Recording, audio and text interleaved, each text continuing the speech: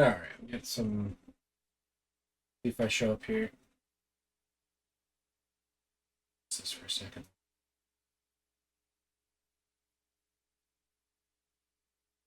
Gotta make sure that I'm actually live. Gotta make sure that I'm actually. Wow, I sound annoying. I just like the fact that on Kick I'm fucking bass boosted to shit. Alright. So, well, this isn't a Wednesday stream, but you know, here we are. I'm just gonna fucking roll with. I'm just gonna stream when I stream, and that's just kind of how we're gonna fucking play things.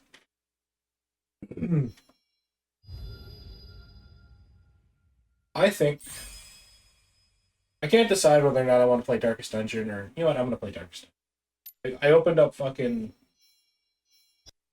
I opened up League thinking I was gonna do that, but I'm just gonna put myself into the just chatting category, and we're gonna play Darkest Dungeon.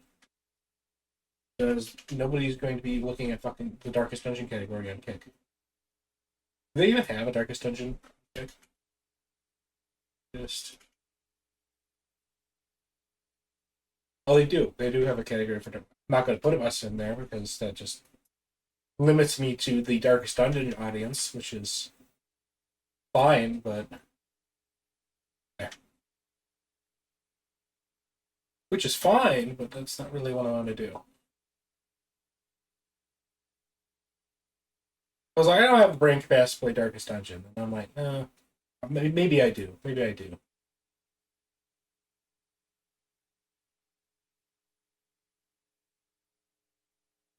It'll pop up. It'll look weird and obvious, though. Am I recording correctly?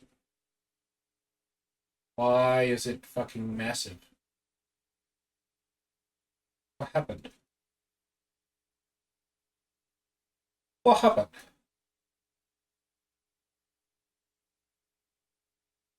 That's good enough. It's on the screen. Extravagance.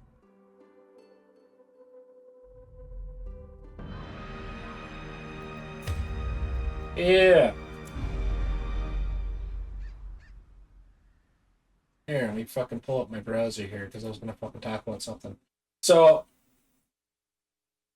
Destiny 2 is dead. It's got its last patch coming here next month. And I know that they're doing their little PR thing, and that the developers are saying that they didn't know. They didn't know. Of course they didn't know. They never know. I can understand that to a certain extent. Most corporations aren't going to tell the fucking grunts what's going on behind closed doors. But I do kind of wonder whether or not they're just protecting their ass. Solace to the weary and broken alike. That being said, I was going to cover this supposedly why it died from Cross here and just kind of pick at his brain because the Destiny community is kind of like, well, we're definitely going to get a Destiny 3 if we sign enough petitions. That's definitely going to happen. So I'm kind of curious. This is a video from 3 days ago. This is not a current video from Cross because he's currently talking about the patch notes and all that other stuff. Let me pull this up on stream for me. Why it died? Why did it die? I can only imagine why. What is this video, Architect? This is so interesting. Jason Schreier posted a video. It's his only video. Why Destiny died. One day back in 2000. You want to know why it died? Because they haven't released any good expansions in a while, and then the only good expansions that they did release, people are fucking coping about it and saying that, you know, hey, this is a good, like, the Witch Queen. The Witch Queen sucked. I'm, like, the only person that thought Witch Queen sucked. The dungeons were locked behind a dungeon key that you had to pay separately for. I got into Witch Queen because of all the hype. I stopped playing after Forsaken. I came back to Destiny 2 during Witch Queen. And they basically were like, hey, Witch Queen's great now. It's so much better. Like, Destiny 2 is in a great place. And I jumped into Witch Queen. And I'm like, this is the exact same shit. I mean, Forsaken was good. Red War sucked. I felt like I jumped into like Witch Queen and I couldn't play anything except for the fucking campaign. Couldn't play seasonal content because I didn't buy the season pass. I couldn't play the dungeons because they were locked behind dungeon keys. I couldn't play all the which made sense. I couldn't play the previous expansion stuff. Nobody was playing Gambit. I really liked Gambit. I didn't want to play PvP because I didn't really care that much about PvP. The strikes were like the same 5 strikes over and over and over again. And I'm like, this is what the Destiny community considers a good expansion. So when I hear them saying that the final shape is good, I just think this is probably a mid-expansion because they're so used to getting like fed dog shit. So when I go, well, why did Destiny 2 die? Well, because there wasn't any good content for fucking ever. And when we get like when the Destiny community gets mid-content, they think it's good content. Because they're coping. That's the only thing Destiny players know how to do is cope. 2014, 12 years ago, I was in the Kotaku offices down in Soho. Ooh, not a great start. Kotaku reporter. Actually, did you say it was Jason? Hold on. Jason Schreier Oh, I know who this is. posted a video. It's his only video. Why Destiny died. One day, Jason Schreier is weird because he's like the one journalist where I kind of go, he's known for his leaks. So I'm more because wasn't he involved in the No Man's Sky leaks as well? For when that game was delayed. Maybe I'll just pull this up like all the way. Hold on a sec here. Because I just realized I'm just too focused on what I'm talking about and I'm not actually playing the game. So we'll just pull the fucking scene up on full screen. Hold on a second here.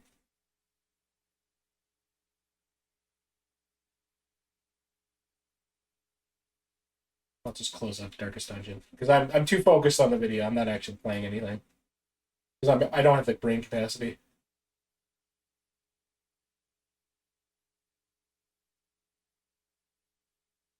Why is that small? Can we make it bigger, please? There we go. It's all bigger now.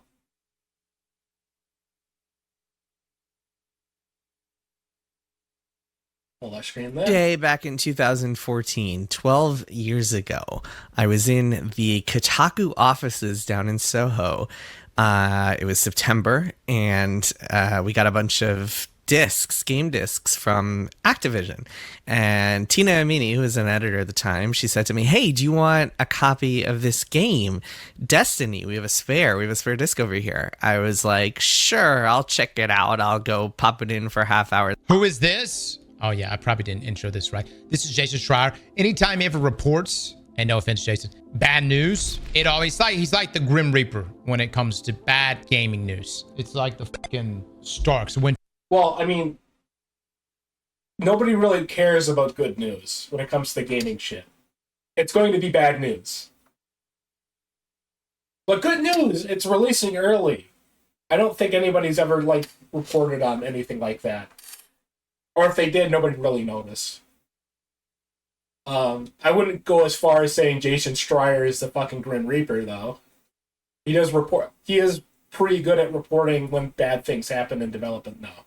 Winter's coming, and it always does, right? It always does. It's not really my type of game. I don't really play first-person shooters, but I'll go check it out. And I brought it home, and I popped it in, and 2 months later, I had roughly 500 hours in Destiny. It took over my life. It was a very special game to me for a lot of reasons. One is I played it with friends, with my colleagues, with Tina and Kirk and a whole bunch of other people that I wound up becoming great friends with over the years. It was much more fun than I expected to be blasting Hive and Fallen and loot caves and going.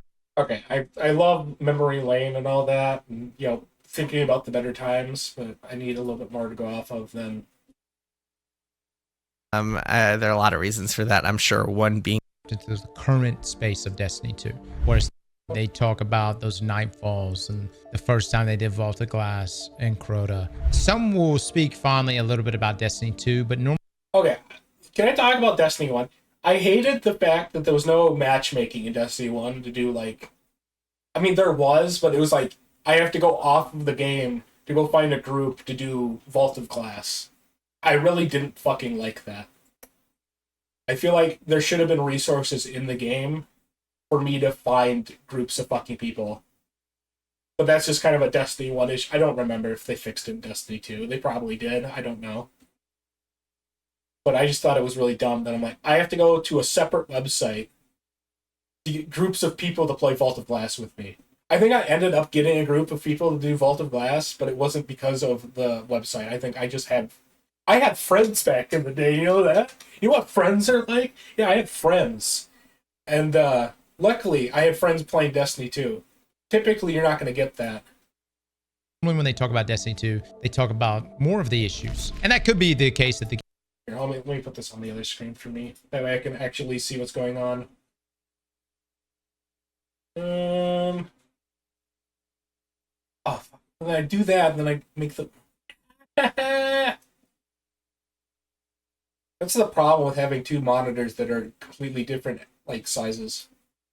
Because then I have to keep fucking adjusting shit. The game was just because that was the ongoing game that we were all playing. So I should... Let me see. Let's stay on that. Good. Okay. so we were very much wrapped into the current space of Destiny 2. Whereas Destiny 1 was that nostalgic piece from the past. There, just kind of simmering in the background. Just And ironically enough, the fucking nostalgia game is now the game that everybody's playing. Nobody's playing Destiny 2 anymore. Or there are obviously still players. You can go on the Steam chart, you're going to see people. But the vast majority of people are playing Destiny 1 right now. it's that kind of friend that you know is always there. If you ever feel the urge to go back, you could always go back and check out what Destiny is up to. But alas, that was not to be, because last week Bungie announced that it was sunsetting Destiny 2. Destiny 2 will get one final update in early... I just realized my mic is facing the opposite direction. I've been talking for 12 minutes with the mic not even fucking facing me.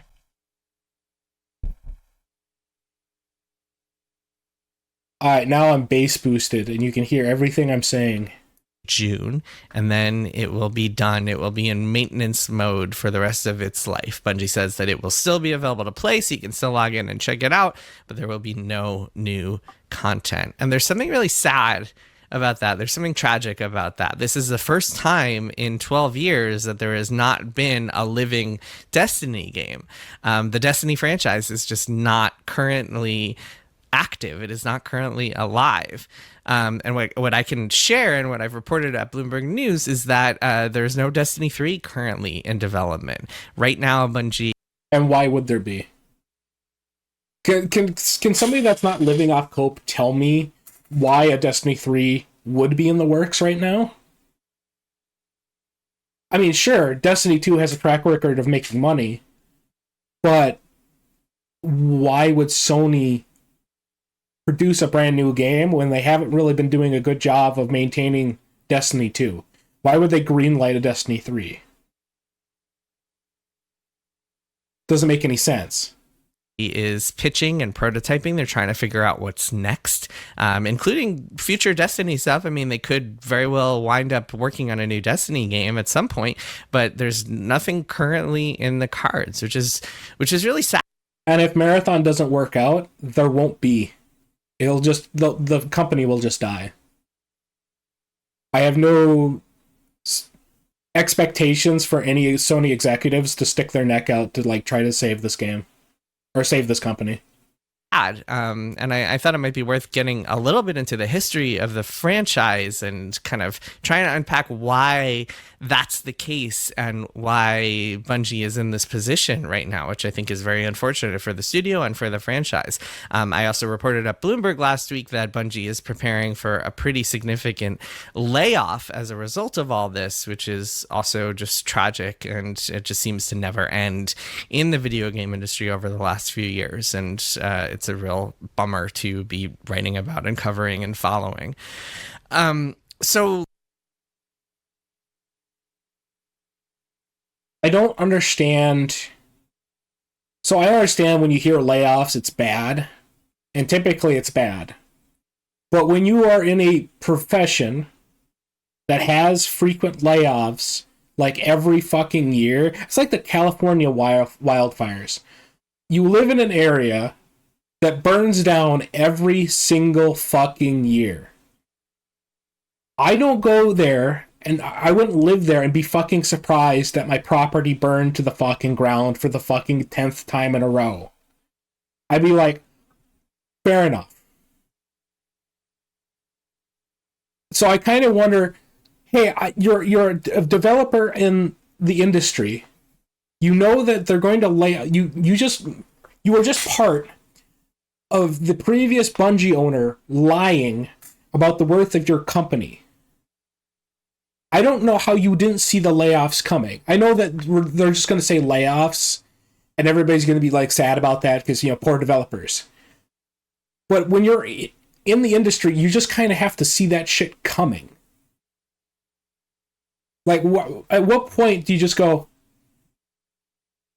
Do you just do a surprise Pikachu face every single time that you get laid off? It's not like there's not work for these people. I imagine there'll be another gaming company that'll be hiring in the exact same fucking area because they're all located in the same fucking place. Most of them are, anyways. I imagine they'll just do the shuffle, and they'll just move on to a separate company that's like right next door. So I'm just kind of at this point, I'm tired of the song and dance of layoffs, guys, layoffs.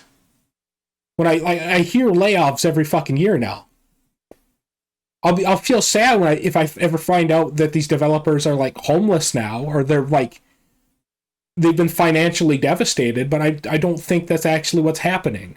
I think they just move on to the next job. let's talk a little bit about the history of the franchise. It started around 2000 or late 2000s, let's say, when Bungie first started preparing what would become Destiny. At the time, for people who might remember, Bungie... Yeah, when Bungie fled Microsoft to go to Activision. Fucking hilarious. Had been making Halo games for Microsoft. They wound up spinning out of Microsoft and becoming an independent studio. And shortly after that, they signed a deal with Activision. That was this monumental deal. We know a lot about it because the contract details leaked out as part of all things, a Call of Duty lawsuit that was completely unrelated to Bungie. But this contract leaked out as part of that. And that contract stipulated a few things. It was, one, Activision would pay $500 million over the course of 10 years for the development of this game, these Destiny games, and two is that, and then they blamed Activision. Don't get me wrong, Activision sucks, but they blamed Activision for what the executives at Bungie were fucking doing. We would find this out later when they split from Activision and they went back to being their own little game studio before they were inevitably purchased by Sony. But the fact of the matter is, all the awful shit that Bungie did was Bungie. But because Activision is the evil corporation, everybody defaulted to blaming Activision for all the faults that Bungie was doing. Granted, it could have been Activision, but seeing as though we're still in the same fucking place we were back then, I have no reason to believe that it was actually Activision causing all the issues. it wasn't just one game. It was Destiny 1. It was kind of this cadence of alternating releases. It would be Destiny 1, and then the first big expansion, which they call it Comet, and then Destiny 2, and then Comet 2, and Destiny 3, Comet 3, Destiny 4, Comet 4. And that was the cadence, right, at the time.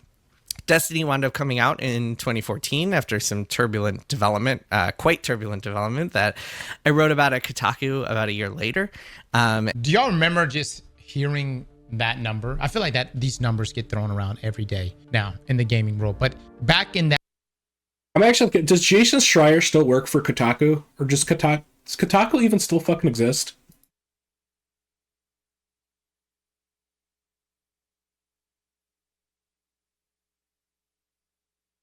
The website still exists.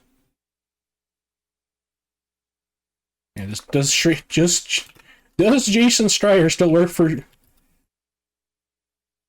I spelled his fucking name right. Or Kotaku. Okay, he does not. He left in April of 2020. And he works for Bloomberg News now. Well, I don't know if he works for Bloomberg News still, but he moved to Bloomberg News in 2020. Okay. I was curious about that. At time, 2014, when you heard $500 million. Holy shit. I remember then I was like, oh my God, that's how much money is being spent. Holy shit. Whereas like today, I feel like, yeah, where the fuck did that money go? I don't feel like that money was well spent. Numbers get thrown around all over the place. I mean, hell, you saw how much Concord costs, which is crazy to me. Destiny 4, hearing that now is hilarious. Yeah, it definitely seemed like Activision wanted kind of like their same Call of Duty model overlaid for Destiny here. And then... Would that have been better, though? Instead of what we got, where we have how many expansions now for Destiny 2? Would it have been better for them to do the thing that Blizzard did, where they just shuttered off all the DLCs as they moved forward, or would it have been better just to make new games every year?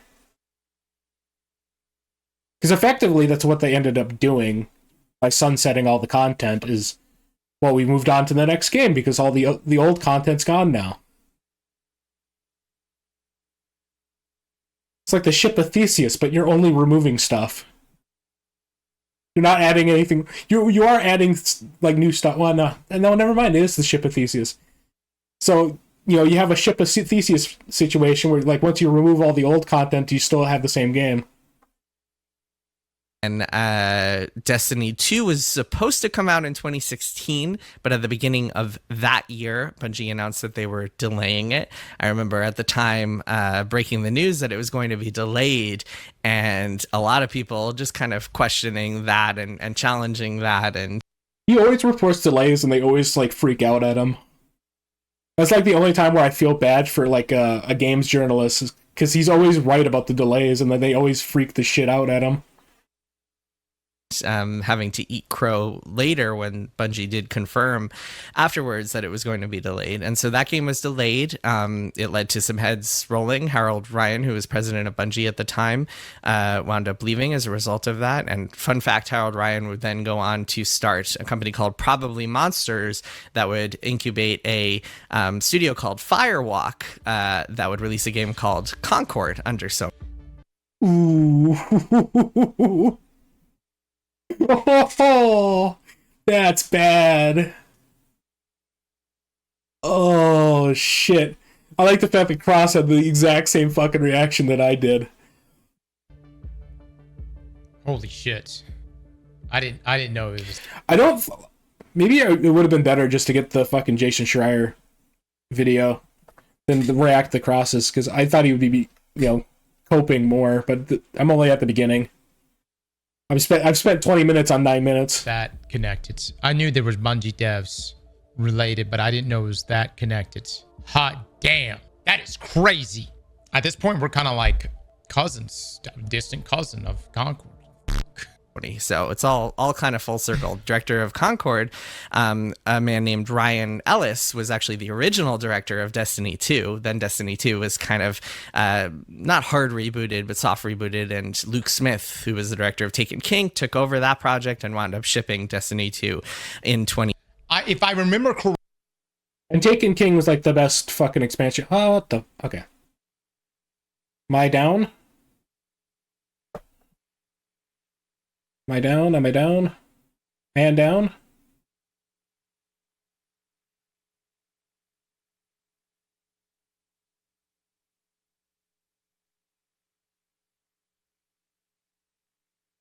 We good now? We happy? Hold on. My shit fucking died.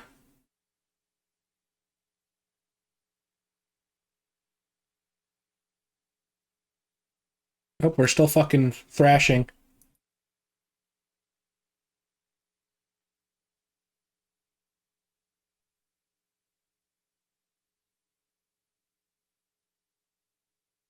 Fucking death of my fucking shit once again. Come on.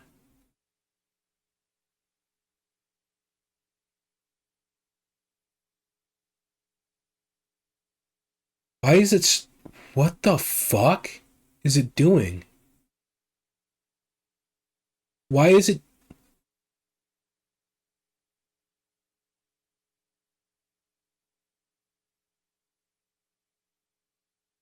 Why is it doing that? Are we good now? OBS fucking sucks. Why does it suck so fucking much?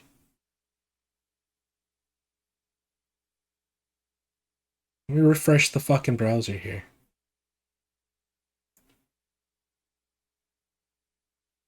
Okay.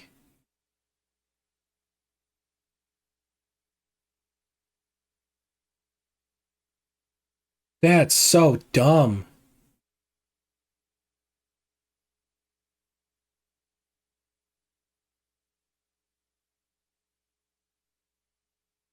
That is so remarkably fucking stupid.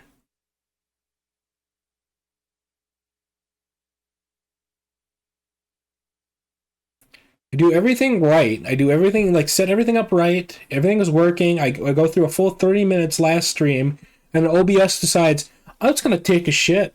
I'm just gonna fuck shit up. God damn. I just cannot fucking win with this fucking shitty ass fucking program. I live my fucking life just to get fucked. No wonder I stopped fucking streaming. I fight with this stupid ass fucking program all the time. Correctly. I want Where the fuck was I? I don't even remember. I got so fucking mad. to say everyone that was connected to the double primary system / static roles inside of Destiny 2. I want to say they... Who was the director of Okay, we had the Concord reveal. Taken King, took over that project and wound up shipping Destiny 2 in 20.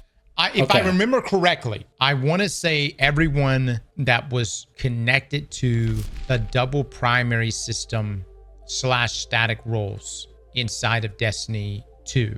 I want to say they all ended up either being let go or departing. But again, I don't know where those ideas originated from. Like, I really am like curious, like who...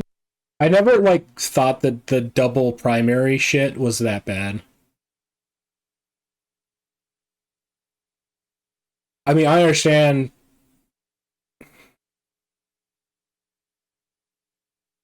If you have two good prime... Well, actually... Yeah, no, it doesn't make any fucking sense. It's actually... I changed my mind. I prefer it if the purple slot is just the purple slot. And then the green slot's the green slot. I think what primaries now have infinite ammo. Back in the day, primaries did not have infinite ammo.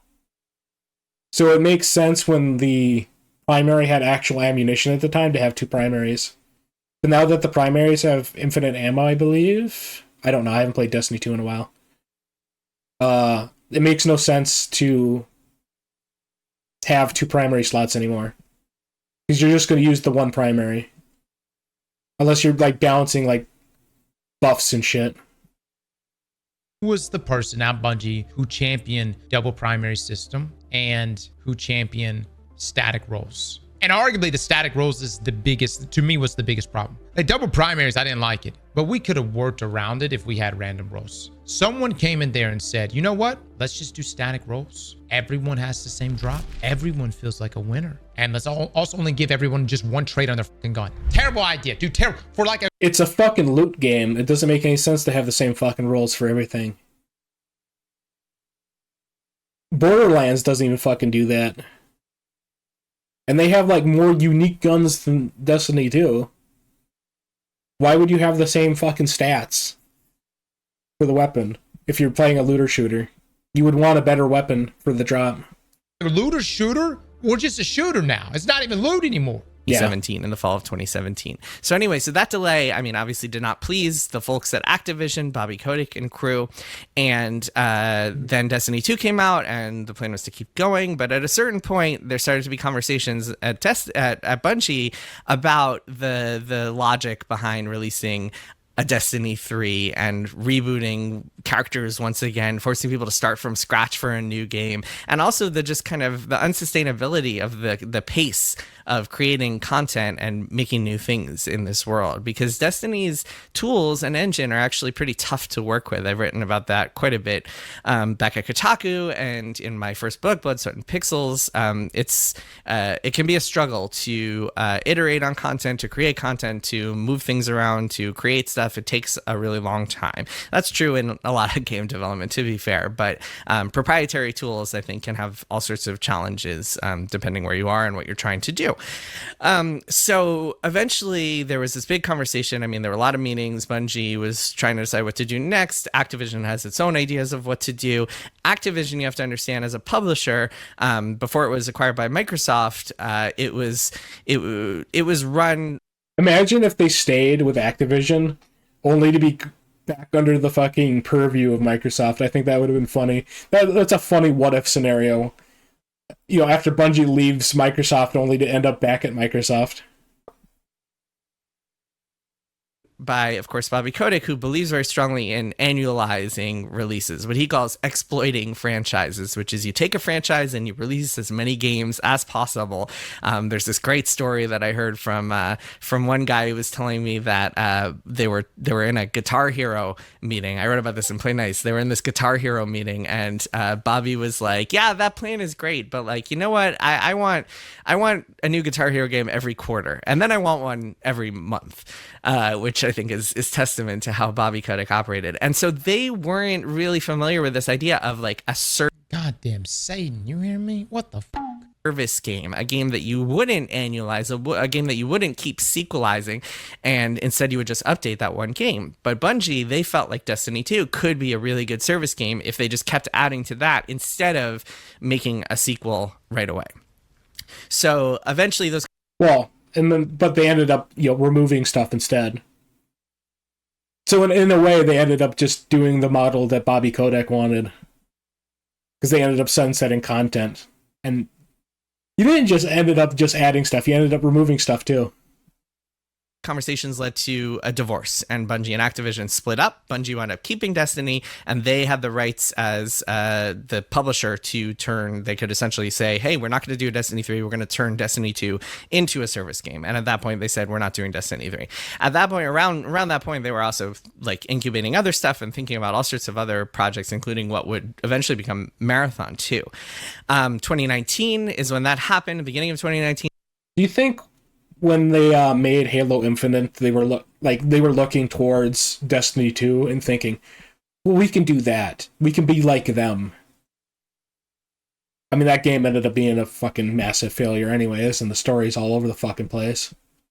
But I can't help but wonder if they got the idea from, to make a live service game that they update every year, they add new shit to, from Bungie and Destiny 2. Later that year, they actually took Destiny 2 free to play, which was another big move in turning it into this kind of forever game. This free to play. Yeah. And not have access to fucking anything. Let's not fucking kid ourselves here. It's a fucking monthly subscription. You do not have access to seasonal content unless you buy the season pass. live service game. A couple years later, they were purchased by Sony as they're like continuing to release updates for Destiny. They lay out a whole roadmap one year. I think it was 2020. They said, here are the next 3 expansions. This is what this. Dude, y'all remember that? Did y'all remember seeing that banner where it was like, this is the future? You saw Beyond Light. You saw Witch Queen. You saw Beyond Light, I heard, was fucking terrible. Lightfall was terrible. Witch Queen, I played, and I thought it was fucking mid as shit. And people thought that was the fucking great, like, the return of Destiny 2. I do not understand. Yeah, it just goes back to what I said. They make really shitty fucking expansions, and then they get a really, like, mid one, and everybody's, like, happy that they got something really mid.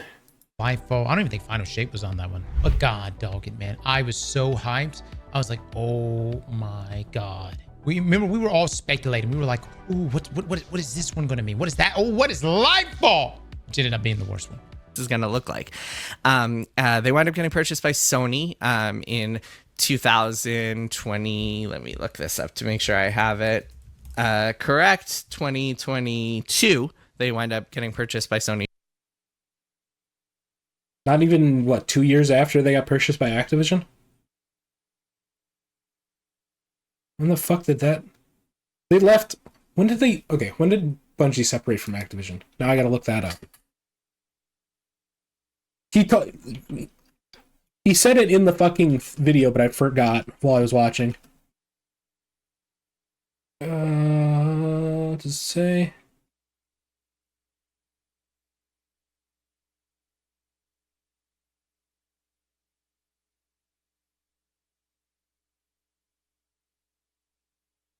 I know where they separated from. That wasn't the question.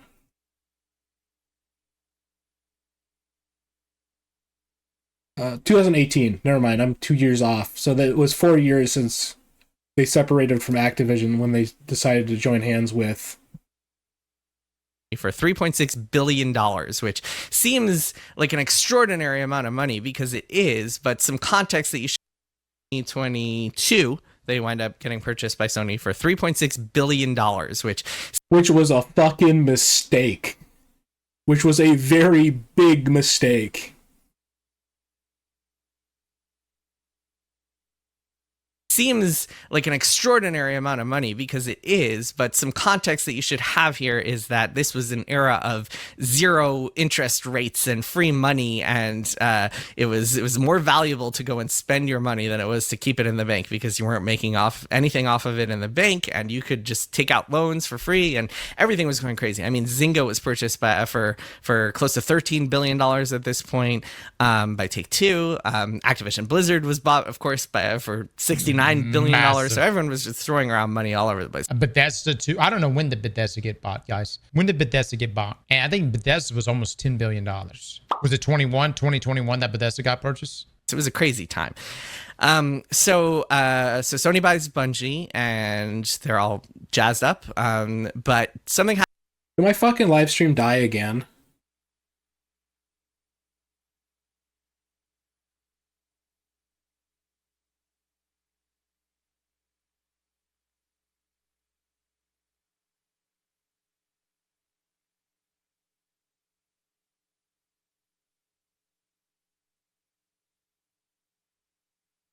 Yeah, it fucking died again. Why? Why does it keep dying? Encoder overload. Encoding overload. Why is it overloading, though? I'm not doing anything. I'm using 2.3% of my fucking GPU. Or my CPU. Which is what I'm fucking using to encode. I'm using the fucking... Fucking bastard. Fucking actual piece of fucking shit.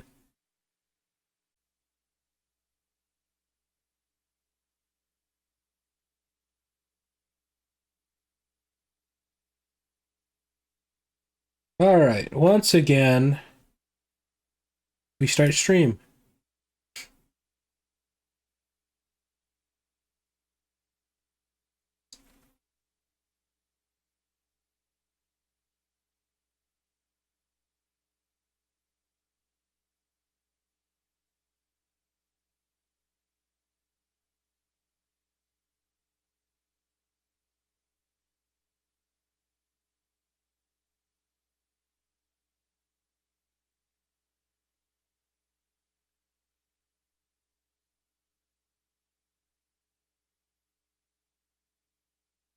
Come on, baby.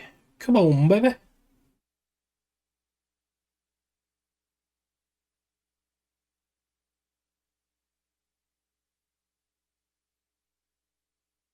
All right, let me see here, see if everything's working correctly again.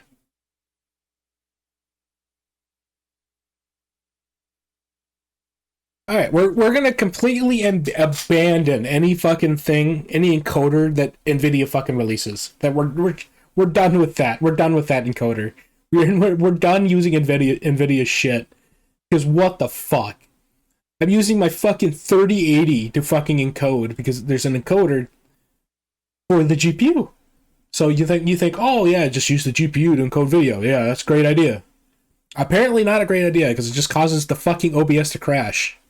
So no more Nvidia. We're not doing that no more. We're just using the fucking CPU now. Fuck Nvidia. Goddamn. Holy fucking shit. Happens, which is that Destiny 2 starts to really decline. And over the next couple of years, there's some hits and misses for. Dude, I'm gonna have to fucking. When I put that on the VOD channel, I'm gonna have to stitch all that shit together. I'm gonna have to recover all of that fucking video and I'm gonna have to stitch it together. And it's gonna be such a fucking. It's not gonna be that big of a pain in the ass, but still. That's fucking annoying. Sure, in terms of expansions, but the player base is just not where it needs to be for Bungie and for Sony and for Destiny as a franchise. And they ultimately wind up putting an end to the kind of the 10-year, what they call, what is it, the Darkness Saga or the Witness Saga or something like that, with this expansion called the Final Shape that really feels like a cap on Destiny 2 and the story that people have been following for a very long time. This is very well received. People seem to love it. The Final Shape goes over really well. That's cool and all. But I don't think anybody understands what the fuck the story is anymore at that point, because they've deleted large chunks of the story, or you can't access large chunks of the story anyways. Because some of the parts of the story are behind seasonal content. I can't access the seasonal content to see the story. So them saying, well, Lightfall was well received. Well, with the story, it's a great conclusion. I'm like, I wouldn't know. I can't access the story anymore. But at this point, we've kind of hit this turning point, the post-COVID slump of the games industry. There are some big layoffs, and Bungie is in a really struggling period at this point. I believe it had 2 big layoffs over the course of a couple of years. They wind up canceling this incubation project that they were doing called Payback. That was a Destiny franchise thing. It was going to be this third-person kind of like Genshin Impact style inspired project that Luke Smith was helming with executive producer Mark Noseworthy. That winds up getting. Okay, so they did have shit in the pipeline. They just didn't use any of it. I thought they didn't have anything. Period. It's just that it all got canceled before Sony bought them. Canceled. And at this point, I think the big question, or I guess what fans assumed, was that after the Final Shape, since Destiny 2 felt like it was at its natural endpoint, that there would be a Destiny 3 that started to spin up. We've heard all kinds of rumors about Destiny Payback. I've heard rumors that it was, in fact, going to be a sequel. I've heard it was going to be the next evolution of Destiny. Honestly, it could have been something like Destiny Rising related, as Luke Smith worked directly with NetEase on that, but it would be on consoles and PC as well. So heard a lot of different things. What we do know is every time Luke Smith and Mark Noseworthy, think about how many times you've seen them in Vidocs. What did those 2 guys represent? Future. Now, sometimes the future. So there's only really 2 scenarios. It either becomes a Genshin Impact game where you're gambling, which would make sense if you're trying to make money off your customers, or it'll end up just being a fucking Warframe clone. Because the only difference at this point between, well, I shouldn't say that. There's a lot of differences. But you just end up with, like, the whole big difference between Warframe and Destiny 2 is the fact that one's a first-person game and the other one's a fucking third-person game. They're both shooters, but one's... Destiny 2 definitely has the better fucking shooter. Is a better shooter. I like Warframe more than Destiny 2, but I will admit that Destiny 2 is a better shooter. And I would argue that is, in terms of the shooter part of the game, it is the best shooter to ever exist. The gunplay feels really good in Destiny 2, and it's kind of a shame that the game just sucks so much that I can't enjoy the one aspect of the game that I actually like. Didn't hit. Sometimes their vision may not be the best, but I'm not gonna lie, dude. Normally when they were on the screen, there was a little bit of a hype factor always involved, right? You always knew that they were working on something. They were cooking up something for the future. We saw that last conversation piece from Luke Smith going into the final shape, where he reassured us, and he just said it so confidently, where he was like, but facing the witness is not the end of Destiny 2. And it's definitely not the end of Destiny. Nope, we're gonna copy Star Wars. We're gonna make a Star Wars expansion. That's the natural continuation of Destiny 2 after the final shape, is to become Star Wars. We're Star Wars now. You remember Star Wars, guys, right? Destiny. After you face the witness, we're going to tell you what's coming next to Destiny 2 and beyond. We'll see you soon. that was the last time we ever heard from Luke. I always wanted to know what they were going to talk to us about. And you could tell, like, Luke and Mark Noseworthy and these other people, like, they obviously didn't even want to see Destiny die, because they've been commenting. They've actually, Luke Smith, who never posts anything on X, was actually commenting about Destiny 2. And we'll pull those up here in a little bit. At that point. But here's the thing. Here's the thing about doing a Destiny 3. It's extremely expensive. The prices of making games, the budgets of making games have gone up so extraordinarily and exponentially over even the last 5 years, let alone the last 15 years since Destiny first started, that, like, what was a $500 million, this is me estimating and pulling numbers out. So, like, don't hold to, this is not an exact science or reporting or anything, but, like, just to kind of put this in context, the $500 million that Activision spent on Destiny as an entire, like, 10-year plan for multiple games and expansions. I think 4 games and 4 expansions at the time. That was, like, supposed to be $500 million. That would be what it would take to make a Destiny 3 from scratch, essentially. And that's, like, before marketing. So we're talking about crazy amounts of money. And that is for a very good reason, which is that salaries have to go up because cost of living have gone up. And even though Bungie is a remote first studio, their office and a lot of their people are based in the Seattle suburbs, which is extremely expensive. Any coastal city is.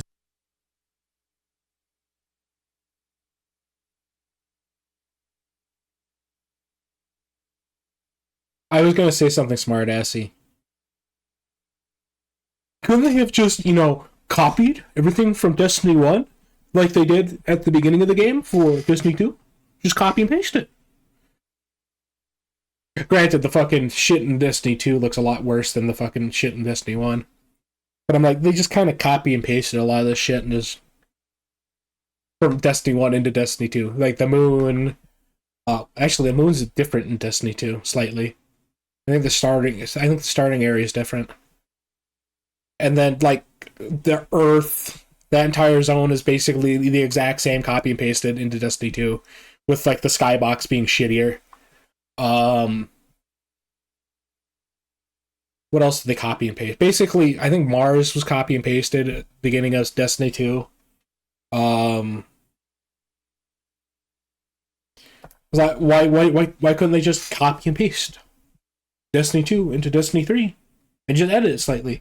I mean, I think people misunderstand. Like, coding is difficult, but the 3D landscapes are going to be basically untouched from, like, program to program. I don't think there's, at least in my experience, I don't do high-level fucking, like, game programming shit, but in my experience, you can largely just take assets from one game and put them into the next game and basically have nothing go wrong. I mean, there might be some stuff with, like, linking assets and stuff like that, but that's all the programming. Like, the asset, like, the 3D model itself, you should be able just to copy and paste it. Unless, like, it's an in-house, like, software that they just kind of fucked up. That's the only instance where I go, maybe it's just the programmer. I don't see how they fuck that up. I don't understand.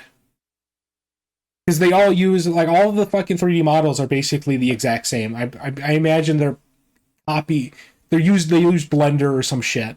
They use their in-house thing where it's all the same files, they're all read the exact same way. I don't see in any instance where they can't just copy and paste 3D models. So that's why when I heard that what happened to Red War, what happened to Forsaken, and I just kind of assume either one, they lost the rights to use that content, or B, they just deleted all of it.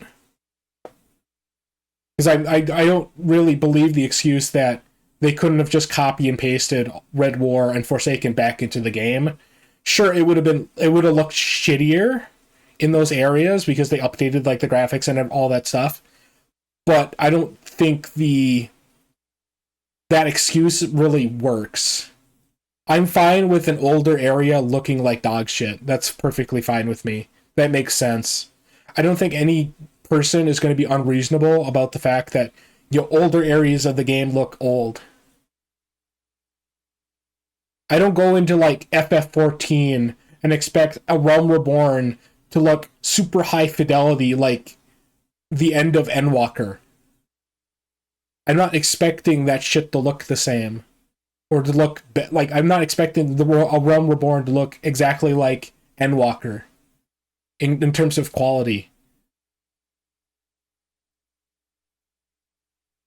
Is very expensive to make games in these days, which is why we're seeing a larger trend of game developers moving out of the US, out of North America, which maybe I'll talk about in a future video. I'm a YouTuber now. And so that's a problem. And I think Sony, especially after the last couple of years and not quite hitting where they want to hit with some of these games, having to cancel a lot of projects, lay off a lot of people, I think don't have the appetite.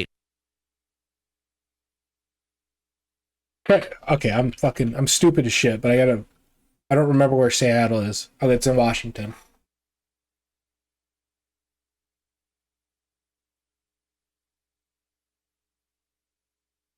So it's on that upper left border. Yeah, that entire fucking area is expensive as shit. I don't understand why. For that kind of expenditure. Just don't live on the coast. Certainly not in 2024. Okay. I'm gonna give a big reveal here. There is fucking fiber internet all over the fucking vast lands of America. You do not have to live in you don't have to host your company in fucking Seattle or any of these like tech areas. You don't have to actually have your company in those areas. You could just move to fucking North Dakota. You could just have your company based in Texas. You could have your company on the other side of the fucking country if you wanted to. They do not have to be on California, Washington, and Oregon. They don't have to be on that coast. It's not a requirement. I mean, I imagine they probably have it there. Like Sony has their headquarters there because it's next to the ocean. You can get their head company in Japan doesn't have to fly to the other side of the country when they need to send a guy to like inspect the company. So for like Asian companies living like on the East Coast, or I get my East and West mixed up. Like Asian companies in California make sense because they're closer to Asia. So that their executives don't have to fly as far, you know? But with like American-based companies, or even I'm thinking of BioWare. I don't know why I was going to make that comparison. But with North American companies, don't have to work in California. They don't have to work in Washington. They could just move their company to Texas or one of these cheaper to like operate southern states. And they already are leaving. Like companies in California and Washington are leaving those states to go find cheaper states to have their company in. So I mean, yeah, sure. It is expensive to be in Seattle and all that stuff. But they don't really have to have their company in that area.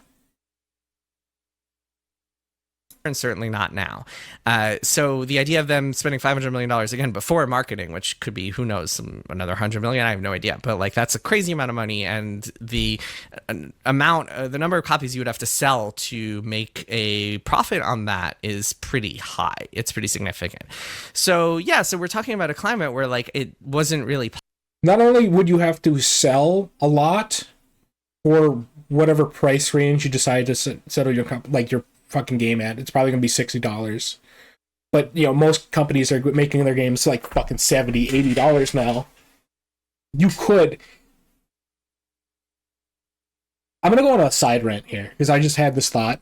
I hate the fucking people back in the day that were justifying like games being $70, $80, because art and all this other stuff has advanced and it costs more money to do all this stuff. I'm like, yeah, but there's more people playing games now. They have more than made up the money that they would have been they're losing on all these new like technologies by volume. Sure, it's still $60 like it was fucking years ago, but the amount of people buying games have increased a fucking tremendous amount. They are making up their money in volume. So back in the day, it made no fucking sense for like it was, you had a right to be upset. I mean, you probably still have a right to be upset now when they increase the price of a game, because they're making up their money in volume. Stupid people don't understand that, yeah, it costs the same amount, and the company giving you the reasoning is probably fucking lying. They have more than made up their money in volume. But stupid people just go, well, it's there's technology. They said it was the technology. They said it costs more to make the game, so it makes sense that they have to make the game cost more. I was like, no, they are making more money now than they were making that all those years ago, because more customers have showed up. They are making hell of a fuck tons of money just on sheer volume. They don't have to increase the price of fucking games for the most part, because the volume is so significant. I understand you're like, if you're selling a game to a fucking niche audience, you're not going to have a lot of customers. The game costs a fucking shit ton to make. I understand, like, in those small instances where you're like, I'm selling to a niche audience, I'm not going to be able to sell to the larger market. I'm going to make significantly less money per copy if I don't increase the copy of the game. In those instances, I kind of go, okay, sure. Most of these companies are not going to be making projects for a niche audience. They're going to be making their projects for a wider audience. That has been the goal for every corporation for a while now. Is I want to make my game open to as many people as humanly possible so I can get the most money I can for volume.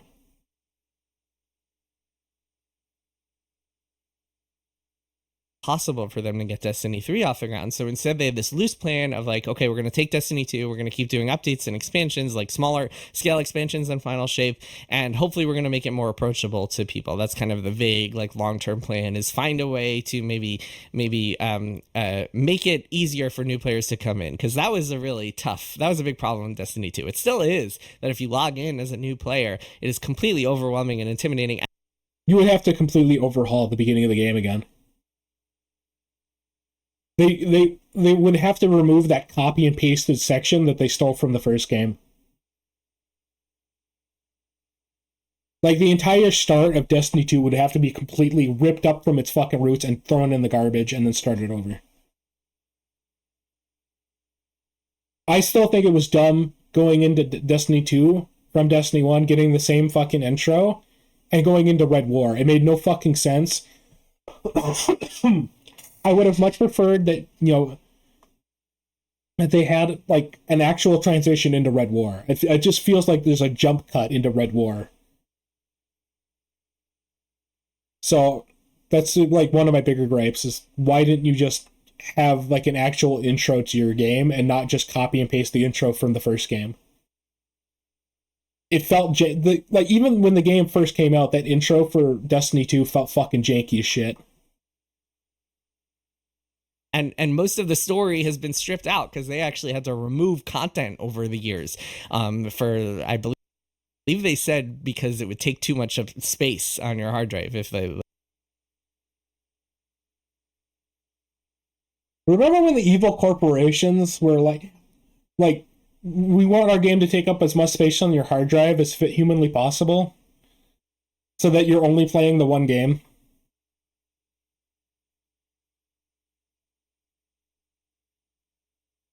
I fucking hate this.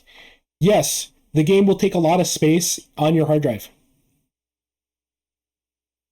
What do you think DLCs are? They're just downloadable content. Every time I download a fucking DLC, it's going to take up more space on my hard drive. Do they think people are fucking stupid? Yeah, I'm going to expect Destiny 2 to be fucking massive because I keep adding thousands of fucking expansions to this fucking game. Well, not thousands, but you know what I mean. I'm adding content to the game. Of course, it's going to take up more and more space to my fucking hard drive. Do they just think people are fucking stupid? Yes, we know. We're fine with that. I don't want you deleting the content that I paid for out of the game because it will take up more space in my hard drive. I don't care. I have a brain. I know that, the more fucking downloadable content, the more shit's going to be on my fucking hard drive. I can think. Like, they kept everything in there. So they removed a bunch of expansions over the years and content that was in the game. So at that point, I mean, and also Bungie was putting all of their effort, all their resources into Marathon, which would launch a couple of years later. So at that point, Destiny is in this really weird position where... And again, if this is just a money-making scheme, like if they were trying to do FOMO, it makes no sense. It's apparently so fucking difficult for you guys to make new content for this game. Why didn't you just keep the old content in the game and then milk it fucking dry? And then just keep milking it. You would have made more money milking the fucking old content than you would making new content. You would have more time to make new content if you had the old content there. Because I imagine the Destiny 2 players would be more than happy to play the old content over and over and over and over again. It seems to have ended, and most certainly casual fans look at it and say, oh, okay, the final shape, Destiny 2 is over, but it's still going. And then throughout 2025, it gets a couple more just kind of updates, including a Star Wars themed update, and none of them really hit the way that final shape did, that's for sure. And Destiny 2's player base is dwindling pretty significantly. So now we're at this point where we are now, which is that Bungie decided... I think I was confusing final shape with Lightfall when I was talking about it earlier. It doesn't matter, but I just thought I'd bring that up. Earlier this year, a few months ago, they knew that this was going to happen, that this was going to be the last update in June. So where are we now? Now, Bungie, I think a lot of people there are hoping for the best, bracing for layoffs. Obviously, they want to keep Marathon going. They just announced Season 2. They just released a trailer, for Season 2. They don't want to keep Marathon going. They have to keep Marathon going. They don't have a choice. They threw all of their eggs into one basket and they have to live with the consequences. Let's not say that. Let's not lie to ourselves and say they want to work on Marathon. They have to work on Marathon because Sony is going to make them work on a Marathon because that's what they decided that they were going to focus on. Earlier this morning, and they're just trying to figure out what's next. They're pitching, they're prototyping Destiny stuff. At least one other interesting thing they're pitching and prototyping, and I just don't know what happens from there. It's very hard to imagine again Sony being willing to say, okay, yes, we will greenlight this $300, $400, $500 million project in this market. And I mean, another piece of context that I didn't even mention, but I think if you follow the games industry, you probably know, is just that it's so hard for pretty much any game to hit in this market. I mean, we're talking about an influx of, just this week as I'm recording this, we have like Meat of the Hollower and 007 First Light, these two killer games, like incredible games, all coming out, just surrounded by... The fucking memes for that 007 game were fucking hilarious. I don't even fucking remember half of them off the top of my head. I just remember going through Instagram like, oh, that's funny. Oh, he drives a fucking Subaru. Oh, I see. I understand. An influx of other smaller games that most people have never heard of. I mean, there's so many games. I believe on Steam it was more than 20,000 games were released last year, just to put things in perspective. I definitely feel like we live in a world right now, and it's good for us as gamers, because we just want good games. But yes, the AAA studios, I think they're getting spanked, man. Now, does that mean studios like CD Projekt Red, Rockstar, GGG, Digital Streams, like, does that mean those studios are going to suffer? No, because they have very embedded communities and they make good games. You know where I'm coming from? It's just that in this day and age, if you can't be exceptional, especially at the budgets that AAA studios now have, you're going to get creamed, man. I mean, you're going to get messed up. And I think not that people would have played Concord 10, 15 years ago, but there is actually a world in which Concord wouldn't have had as many options, maybe many competitors. And you know what year I think Concord probably would have succeeded? It was 2016. I think a whole bunch of angry people would play Concord out of spite. I think 2016 is where Concord would have thrived. Maybe it wouldn't have died as fast, you know where I'm coming from? But today we just have so many, not just even good options, exceptional options to turn to. And then on top of that, a lot of people are just sticking with their old games, Fortnite and Minecraft and Roblox and Call of Duty, games that are just forever. Destiny used to be kind of up there with those, but has lost a lot of players as a result of the stuff I was talking about. So it's very difficult to imagine Sony being willing to spend, to greenlight a budget that will take us through the next 5 years or whatever it takes to make a Destiny 3. I just don't know what the plan, like, what's the plan? Like, what's Sony's long-term plan? All right, we don't make... To make the value of the company close to what they paid for. They don't know how they're going to do that, but that's the goal, is, value on investment. That's kind of why they gave them the ultimatum that, pick one game and that's the game you're going to be fucking focusing on. They want a return on their investment in the company. A Destiny 3. How are you going to make back what you've already put in? With Marathon? You think you're going to make it back with Marathon? There ain't no way.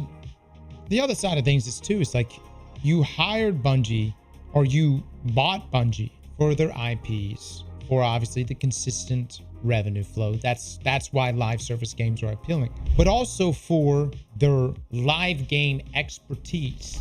You're making the experts destroy their own game, and not even like a game, the game. Like, what the f? They look at the people at the age between 18 and 22.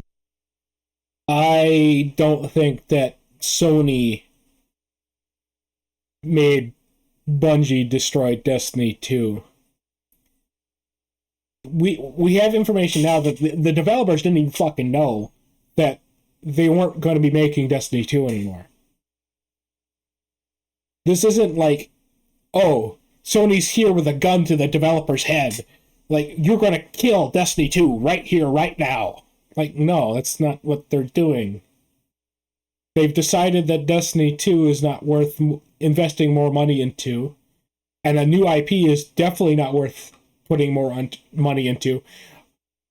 I don't know how much the potential projects they were starting up had a say in the value of the company. Like, I don't know if when whoever was in charge of acquiring Bungie, how much of that was, oh, there's a whole bunch that, yeah, there's value in Destiny 2. You just released Marathon. There's some money to be made there. But and you have more projects. You have more projects that we could potentially make money on, only to find out that there are no fucking projects to make money on. They just don't exist. Like, I'm fine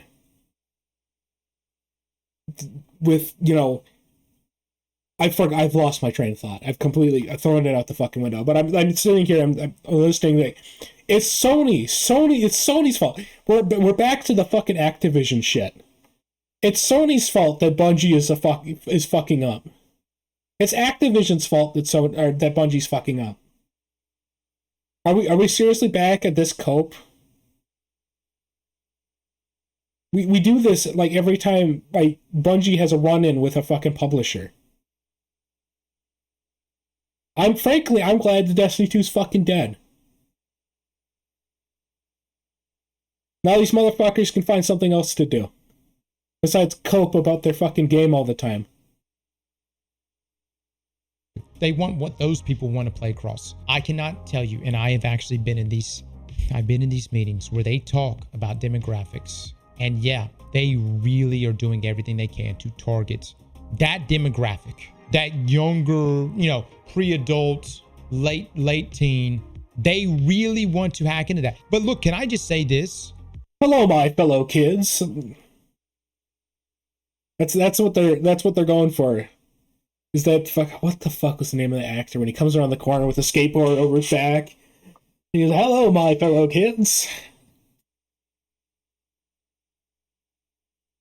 I actually don't have numbers to back this up, but I actually don't know how much like hardcore gaming the younger generation is even doing, guys. Like just in general. Like I don't really know how much gaming there.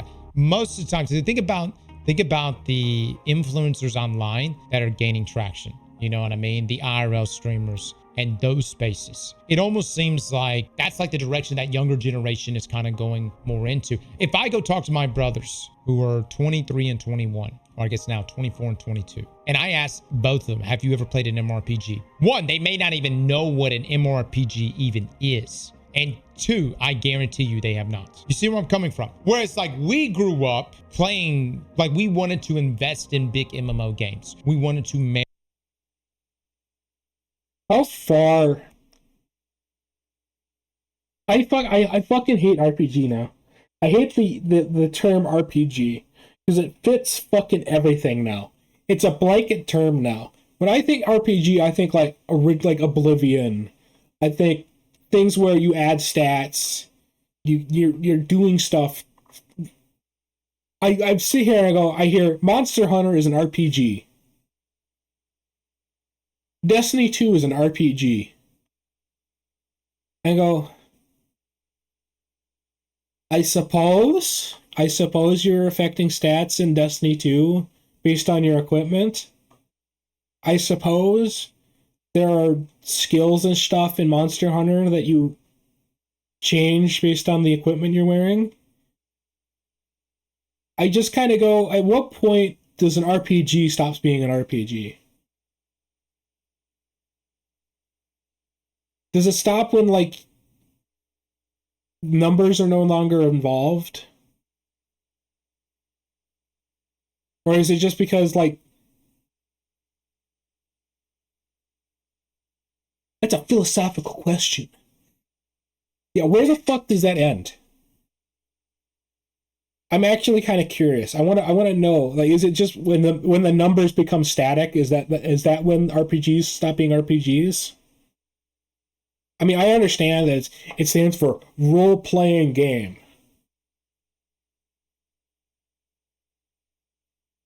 But when me and other people think RPG, we're thinking about, like, creating a character, adjusting the stats, having traits, all this other stuff. At what point does an RPG stop being an RPG? I don't really consider Destiny 2 an RPG. I think it's a fucking first-person shooter that has stats in it. But I don't consider those stats RPG mechanics. Like, do I have to consider a game an RPG because it has fucking buffs in it? Or equipment? I'm just kind of curious where the fucking line is, to be honest. AR games. We loved MMORPGs. We loved games that had these social aspects, these communities, and Destiny was one of those that had its own like way of facilitating its community, albeit not quite a true MMO feel, although I guess you can call it MMO. I think if you came up to a kid right now, like when I say a kid, like, a kid that's 19, and you were like, hey, here's this game called RuneScape. You see that tree, that willow tree? You're gonna chop it for 250 hours. Have fun.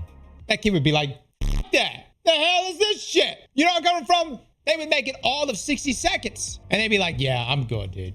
But I will say this. The generation that plays these kind of games that we play, primarily Destiny, we're starting to have kids, okay? I done had 3 of them, probably gonna have a 4th. Many of you have children. Now, what are we going to tell our children as they get older? Your kids run to you and they say, Father, could you introduce me to a great game? And they're gonna go through the library and they're gonna be like, oh, what's this? What is this game? Destiny 2. Now, there's 2 reactions. Reaction 1, the father pulls it out, says, oh, yes. Well, I play Destiny 3 right now. But yes, this is also one of the classics from one of our beloved studios. You know what I'm gonna do is I'm gonna would you kindly my kid. I'm gonna tell him, would you kindly do this? Would you kindly do that? I'm gonna spend like fucking years doing that, and eventually I'm gonna make him play the first BioShock. I'm gonna have him activate like a fucking sleeper agent. That's option 1. Or option 2, they say, no. Child, never look upon that name Destiny, ever. That name Bungie you just saw, never speak it in this household ever again. We do not play Bungie games here. Now let's go play Call of Duty. That could be the future. That could be it. Definitely the second one. Yeah, I think that because my son is growing up now, he's been interested in Destiny. You know, this younger generation, you know, I'm just saying to the corporate overlords out there that are trying to make these calls, think long term here, okay? From thy balls will children arise, and those children will grow up and join the gaming world, okay? They too could potentially become thy Bungie gamers, thy Destiny gamers. It's short-term profit or nothing. That said, I mean, I don't think that Sony is planning on shutting down Bungie anytime soon. At least, God, I hope not. I think there is maybe. I hope they will. I've started my fucking villain arc. I've gotten so used to the gamers going like, "Don't pay for that game," you know, because we don't want that type of stuff to be pushed. We don't want loot boxes. We don't want season passes. We don't want XXX, we don't want blah blah blah, you know, and then they still swipe the fucking credit card. They still swipe that fucking credit card. They go here and they tell me about all the fucking moral issues with everything, and they still swipe their fucking card. At this point, I'm on the opposite end going like, yeah, corporations, keep fucking the gamers. Keep fucking them. I don't want them to be able to fucking stand for the next fucking several years. Like, goddamn. Are we serious? We're at this point because you motherfuckers couldn't stop buying the fucking games. You walked up to the slot machine and you kept fucking pulling the fucking wheel and are surprised Pikachu face when all the fucking games are dog shit now. Can we be like fucking serious at all? At what point do I just jump to the other side of the fucking aisle and I start fucking working with the corporations to keep fucking you? Why shouldn't I? Clearly, the one side of your brain ain't communing with the other side of the fucking brain because you keep fucking paying for the shit that you say is fucking evil as shit. Why? Why would anybody, like, why, okay, here's the thing. Why would a fucking corporation listen to you? They get the fucking paycheck either way. The check doesn't bounce. The check still reaches their bank account. They still get $60. Why the fuck would they give a 2 shits about what the fuck you're saying if their fucking bank account's full?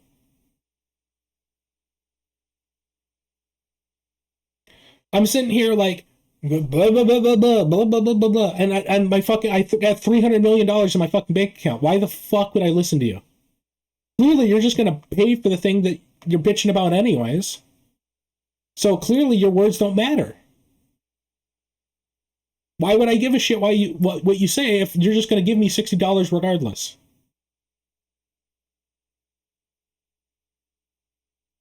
Makes no sense. It makes no sense to be like, I at this point, I'm rooting for the corporations. We've completely lost the fucking plot. It's done now. The war is lost. Sure, we got the new Stop Killing Games initiative, and I hope, I pray that works out. But unfortunately, we're at the point where we're just kind of dealing with the consequences of our actions, aren't we there, pals?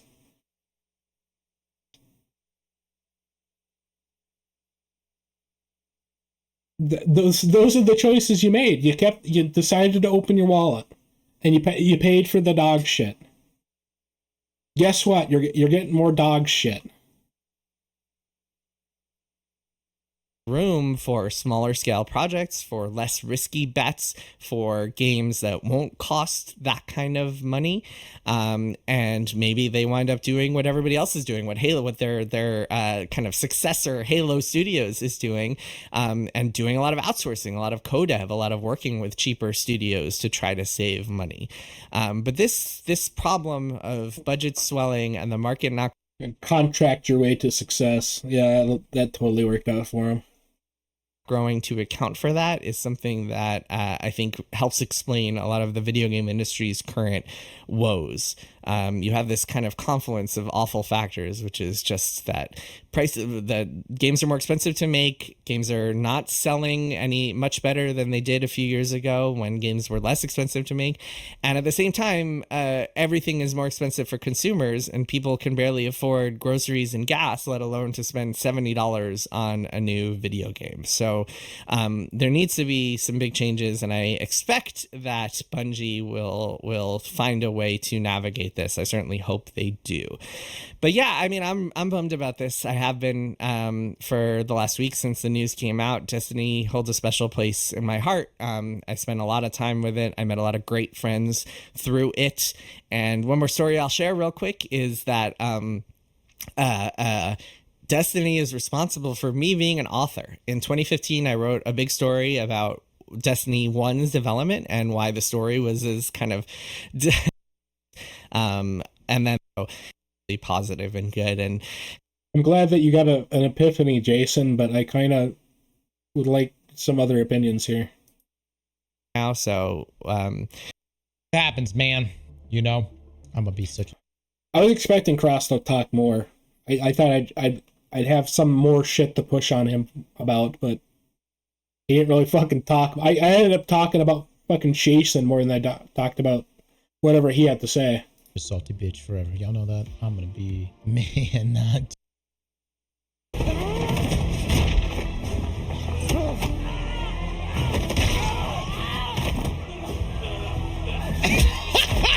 Look at Paul. Oh my god, that's great. All right. I think that's really all I really wanted to cover today. Close this out.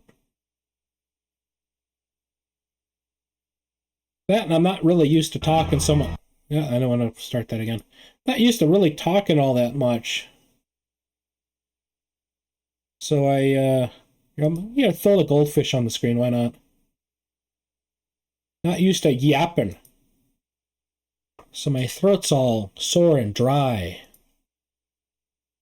Come on. I want to see if there's anything new with this Destiny 2 situation here.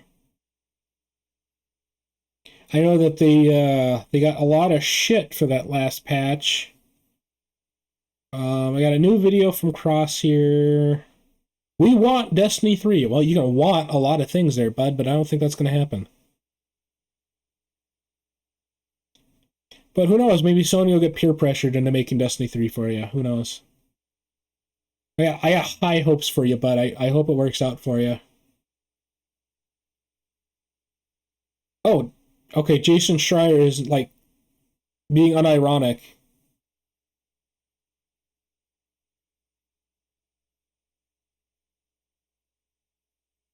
Oh, Jason is actually just unironically a YouTuber now. Okay, cool.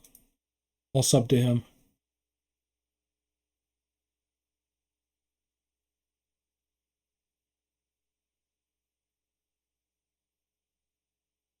I'll show this on the screen. That way you know what the fuck I'm looking at.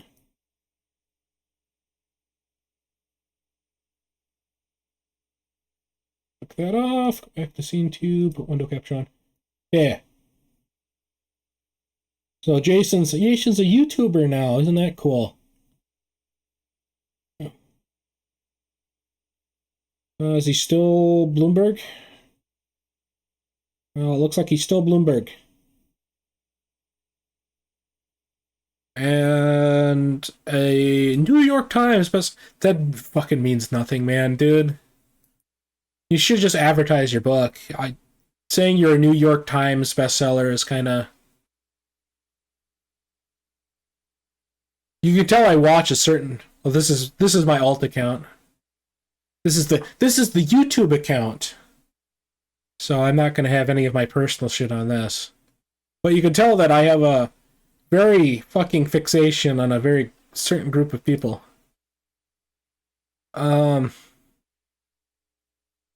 Anything else? I don't know what else I can talk. The quartering is schizoing out. I don't know how the fuck they thought the quartering was gonna get fucking sober. That was just kind of crazy to me. I'm like, he's from Wisconsin. Even the sober people aren't like sober. I don't know why they thought he wasn't gonna relapse. It's like a hard requirement to be a drinker here. Oops. That was a reveal I didn't want to give out, but whatever. But yeah. There's like no way in hell that like the quartering was ever going to stop drinking. The fuck is that? He's like Jabba the Hutt.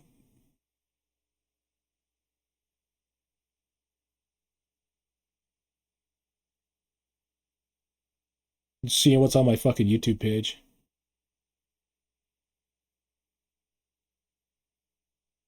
But Frogan, what else was for Frogan? Frogan was just... I can't believe Frogan defaulted on her fucking lawsuit, too. That's funny.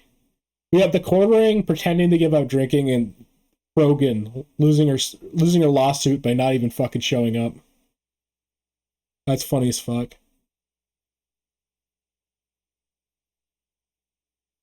Grieving a video game and the loss of Destiny is a third space. I'll have to go searching for more cope.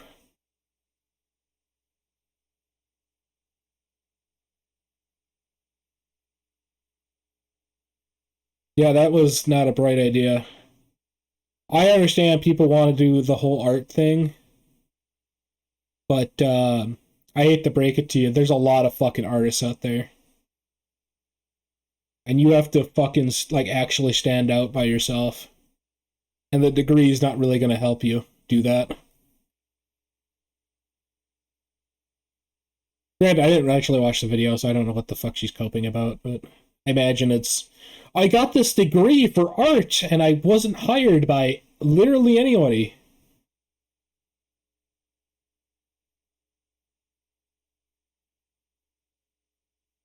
What the...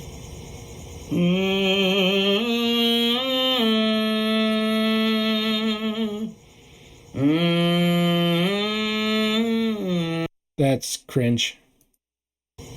To all you hunters, to all you warlocks, and to all you titans.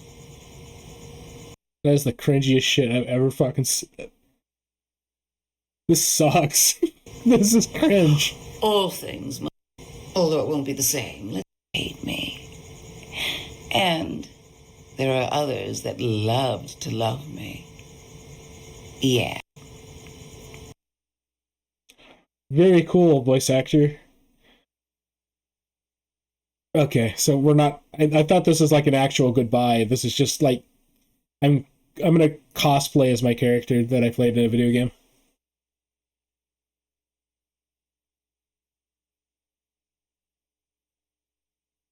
I want to cover more Destiny stuff. Give me more Destiny stuff to cover. Oh, fuck.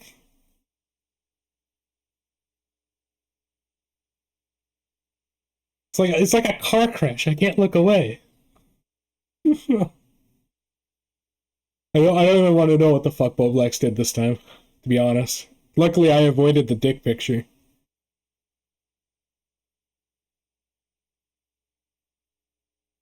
Oh fuck! I remember Code Lyoko. That was crazy. That was a good fucking kids cartoon. I don't even remember how Code Lyoko ended, to be honest.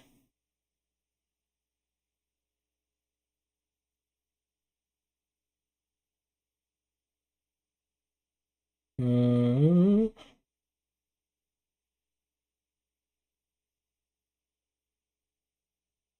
kind of curious about this, but not in the... Like, he has to spend the money, right? I saw the clip where they were talking about how much he has to spend.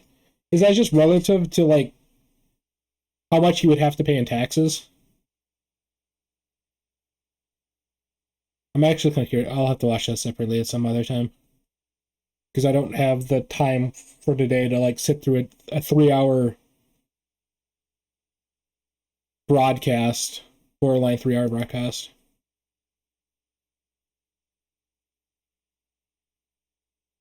LARPademic.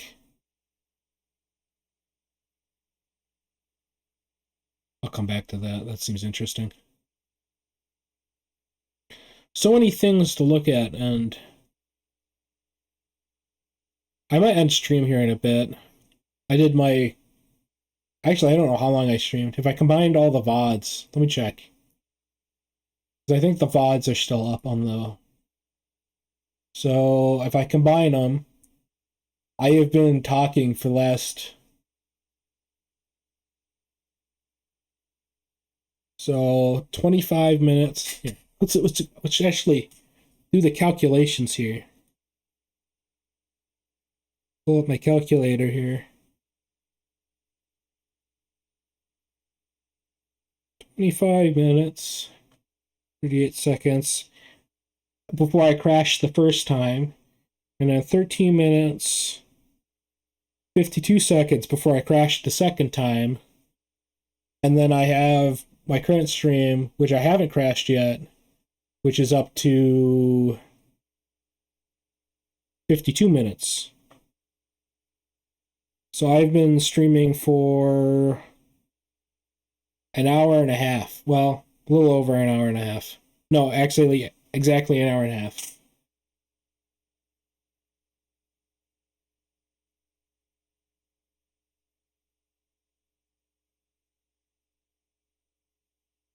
And I've run out of things to talk about because I was just kind of covering the Destiny 2 situation, but I decided to cover it in the middle of the situation.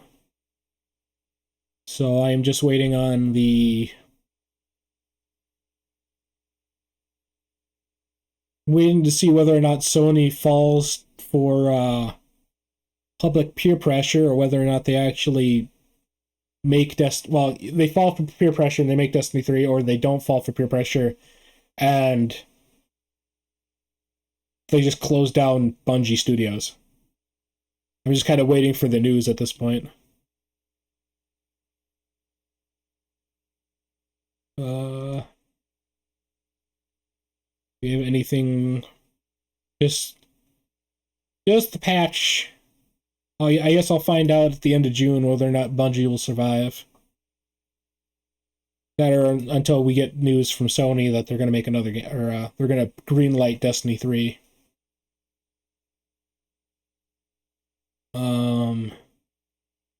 Maybe I'll cover the cornering. I don't know yet.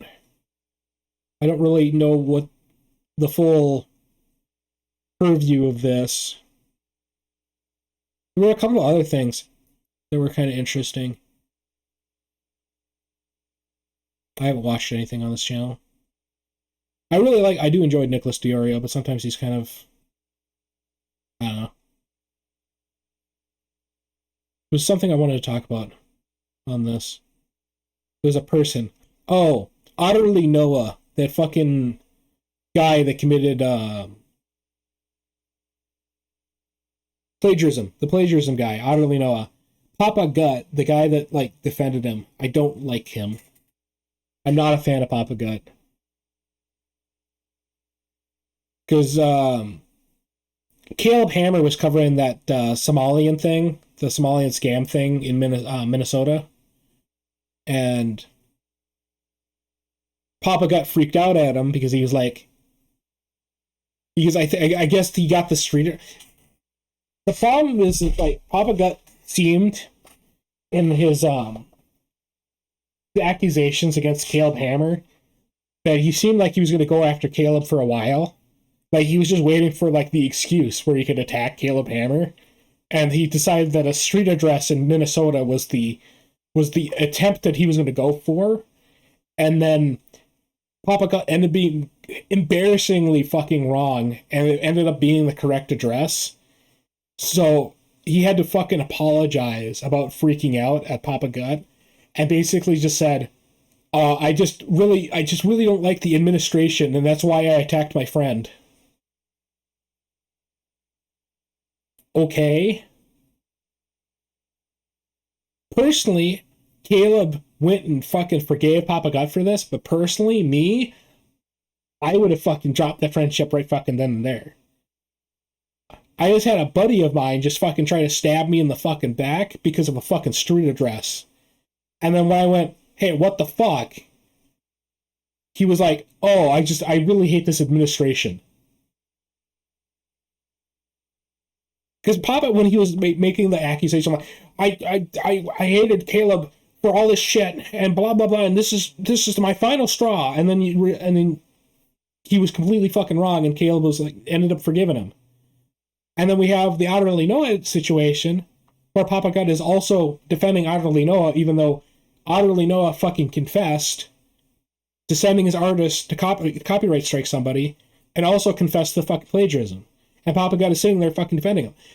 Papa Gut is side-cucked to a fucking, like a massive fucking degree. So I don't understand why everybody defends Papa Gut as much as they do. Sure, Papa Gut can be really fucking funny. I understand that. But that doesn't really mean anything if he's willing to stab his... Because I imagine Papa Gut's thinking, well, Caleb is a conservative. He's my political enemy. I just needed the excuse because Caleb is very popular and well liked to stab Caleb in the back. And if he got this address wrong during the Somalian incident in Minnesota, then that's my perfect excuse to show that Caleb Hammer is a grifter and I can stab him in the back then. I feel like we're at the same situation where Utterly Noah is, catching all these right-wing grifters, and he ends up, and it turns out that he just fucking steals content and does all this other shit, like fucking sending his artists to copyright other fucking YouTubers, and I have to sit here and listen to Papa Gut kind of half-assedly defend him because Utterly Noah is on the same political side as Papa Gut.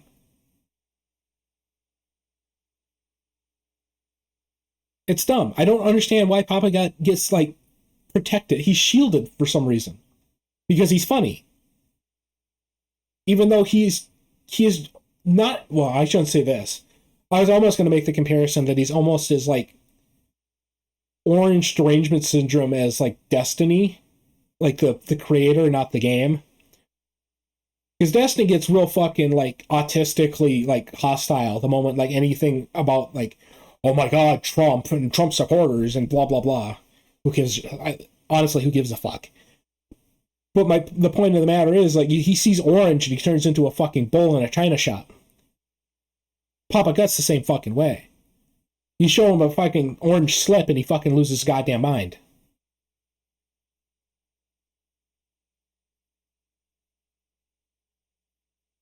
I mean, at this point, I sit outside of the whole fucking politics thing because I just don't care.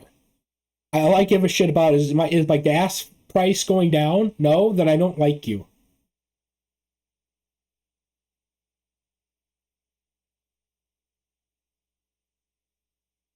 I got the fucking boomer take about fucking politics. Like, as long as my gas price keeps going down, I don't care.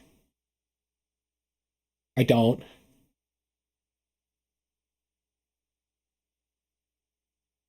It's just one of those fucking things where everybody just lost their fucking mind, and I just like, okay, this doesn't matter that much. Let's calm down a bit here. I don't know. Maybe I'll play some Darkest Dungeon. I'm honestly thinking about ending the stream here. I did my time. I did a stream like I said I was going to. I covered the thing I said I was going to cover. And honestly, I don't really have much else to talk about. I might revisit a situation that happened like a month or so ago, simply because I'm interested in the backdrop. So, I was talking about this my last stream, the Sykkuno situation.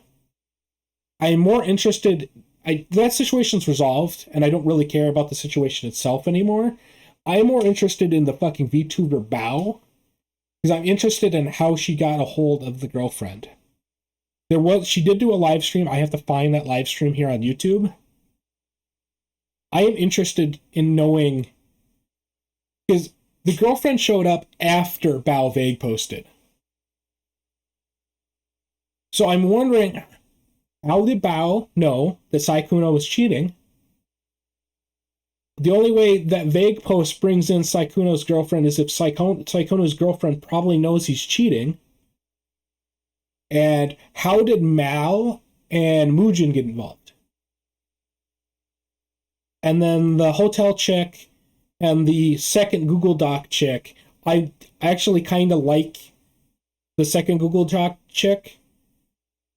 Not in like that way, but like in the fucking way that like she's got a nicer personality and she basically called all the other women fucking crazy. And I just thought that was really fucking funny.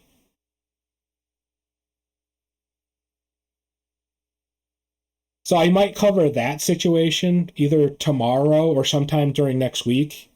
It's really whenever I have time to actually sit down and like live stream and I'm not fucking exhausted from work. So it's just kind of one of those, I'll stream when I stream and, you know, it'll happen. But I'm kind of at the situation where I don't know. Oh, I do have water. Never mind. Clear my throat here.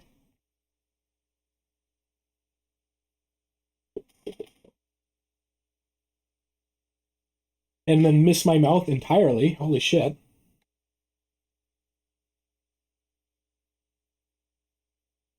There, my throat's not so dry.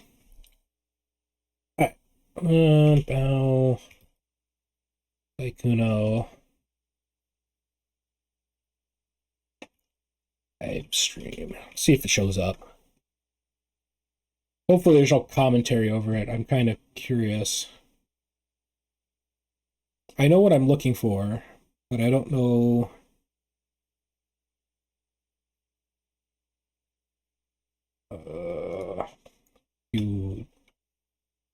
I found it before, but I think it might have been taken down.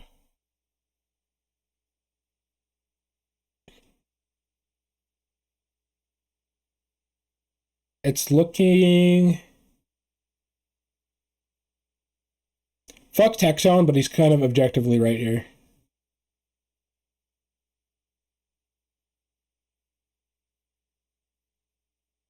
Bao did kind of fuck over the girlfriend.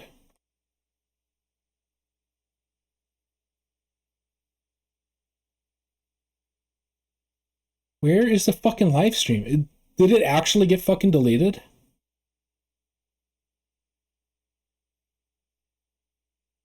This fucking sucks. I actually wanted that. I should have fucking downloaded it. I'm regretting it in fucking hindsight. I should have known. But basically, she admits, or she says that she sends out the vague. Here, let me go on the fucking Twitter.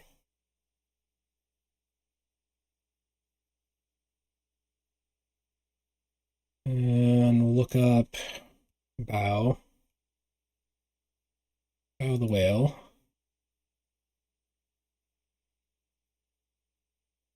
Okay, good.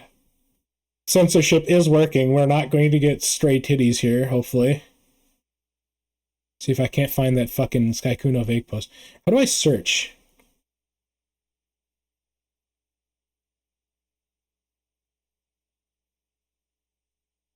Trying to remember how to fucking search on this stupid fucking website. Can I search your posts? How do I search posts? Maybe I should wait until I have all of this shit, like, nailed down before I can actually stream this.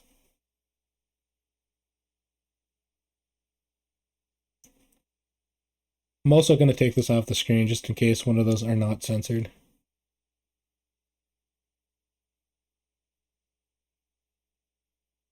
What I could do is I go to the other guy. So I think.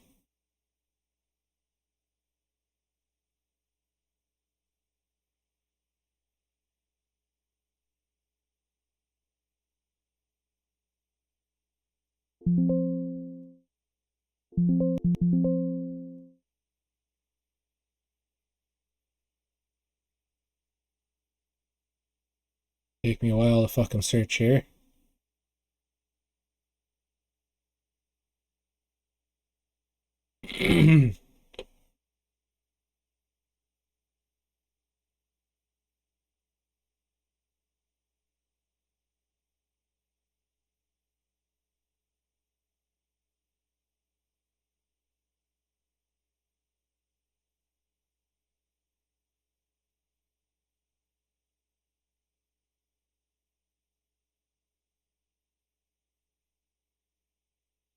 Oh, holy shit, I actually might have found the fucking live stream.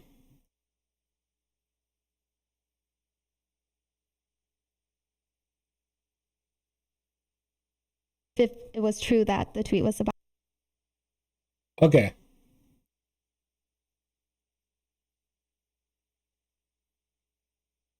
Okay. Let me turn window capture back on here. I did find it. Let's go. So. Was her boyfriend. If it was true that she revealed to me that it was her boyfriend. If it was true that. So, Bao posts this tweet prior to meeting with the girlfriend. If you're an up and coming female content creator with a small but growing audience and a much larger successful male content creator approaches you out of nowhere and showers you with attention on stream and DMs, don't walk, run. Okay, how the fuck does Sykkuno's girlfriend interpret this as Sykkuno?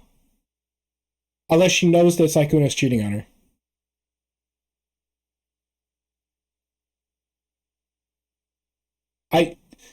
I'm trying to figure out how that happens. How does Sykkuno's girlfriend find out from this? Because this initiates the conversation between Sykkuno and Bao. That the tweet was about her boyfriend. I said yes. Okay, so we have a Bao saying, yeah, it is about Sykkuno. So Bao vague posts about a male content creator, and then Sykkuno's girlfriend takes that vague post and assumes it's about her boyfriend, even though that is so fucking vague that there's no fucking possible way that you could interpret it that way, unless you know that your boyfriend's cheating on you. And then Bao goes, yeah, I am talking about your boyfriend. The truth shall set you free. So by your admission, in confidence with me. Oh, this is from somebody else, but whatever. I get the content that I need, so it doesn't matter. I want this public.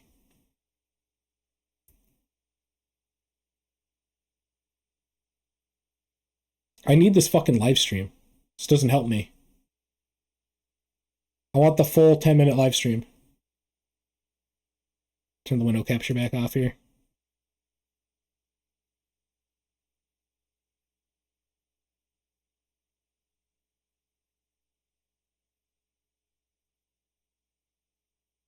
Yeah, this basically means that Bao knew that Sykkuno was cheating on his girlfriend and then didn't tell the girlfriend until the girlfriend basically talked to her about it.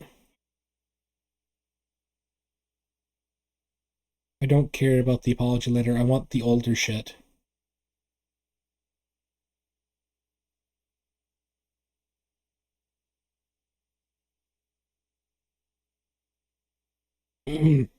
Yeah, Bao doesn't get out of this looking like a good person.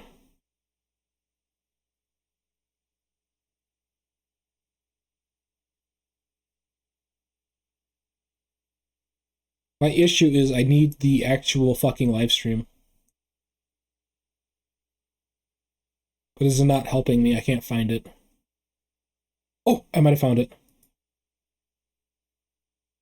This is 10 minutes. It's a 10-minute live stream. We might have found it. I'm just gonna go right into it. Fuck it, let's go. We found it.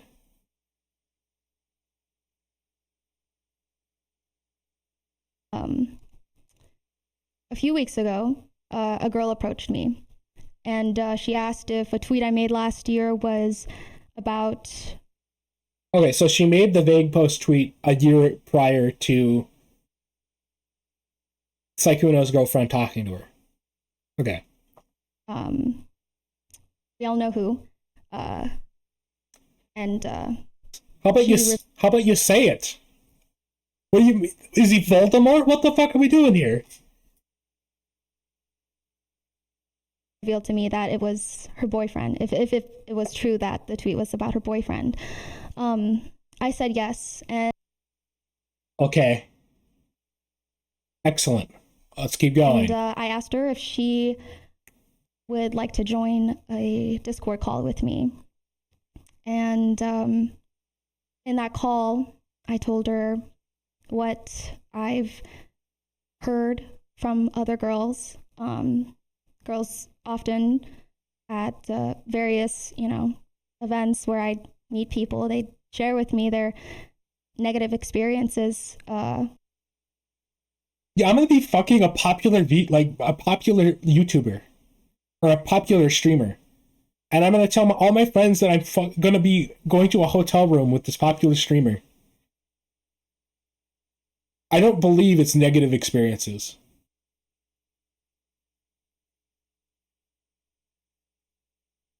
Because they're fucking flirting in the fucking chats together up until they go to the hotel room and fuck each other. I'm not gonna sit here and believe, yeah, negative experiences, guys. And then Mal, the main girl, does a fucking psycho tsundere fucking laugh and goes, well, you didn't cheat on me. Yeah, none of these girls actually give a fuck that Sykkuno was cheating with his girlfriend. The girls wanted Sykkuno, and they wanted the girlfriend out of the picture. With him, and that he often tries to solicit sex from them. At this point, I felt that it. I mean, he's soliciting sex from them after thousands. How much fucking money did he pour into these fucking? It was ridiculous. But I understand he cheated on his girlfriend, and that's a fucking bad thing to do, and he's an awful person for doing that. But honestly, that's between him and his girlfriend. The fact that you decided to hand over all of this sensitive shit to Malamusion when the girlfriend didn't even say she wanted any of this fucking made public was fucking crazy. I don't know how, like Papa Gut, I don't know how the fuck Bao got out of this situation without getting fucking completely yelled at. Wasn't right of me to speak on anyone's behalf. So instead of me going straight into the details that were shared in confidence with me, I got her in contact with girls who were affected by this person to share their experiences with her one-on-one. And Sykkuno's girlfriend did not believe a single fucking word of any of it from any of them.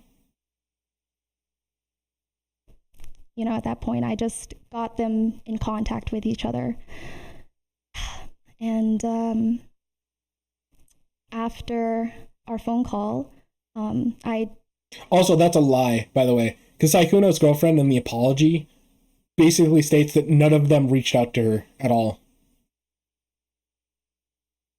So Bao's lying here.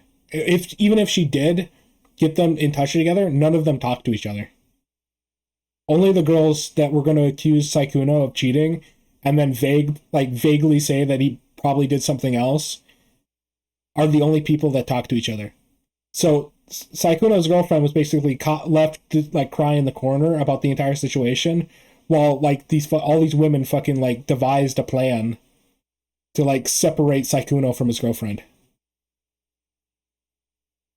I don't know what was divulged between the conversations between her and the other girls. I was more so focused on her safety. She shared with me that she was wanting to move out that week. And during that time, I tried my best to keep in contact with her and make sure she's safe, gave her as much help as possible to make the move as fast and smooth as possible. This is me, you know.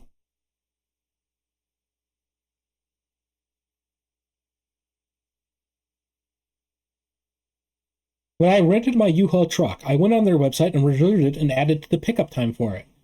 I would get the 10-foot truck if you're not moving furniture or anything. I also got about 20 boxes of different sizes, 5XL, 5 large, 5 medium, 5 small, from Home Depot because they have handles and they also delivered by the next day. Lots of packing tape. If you're worried about boxes moving around when you drive, you can rent ratchet straps from the U-Haul when you check out the truck. You get the truck for like 5 days automatically, so you can take your time driving back and not have to do it in a day. Make sure to take your graphics card and your PC and wrap it in a short t-shirt or some bubble wrap so it doesn't break off in the motherboard during transport. The trucks are regular gas, not diesel. Telling her pretty much everything that helped. You should get a U-Haul and leave your boyfriend.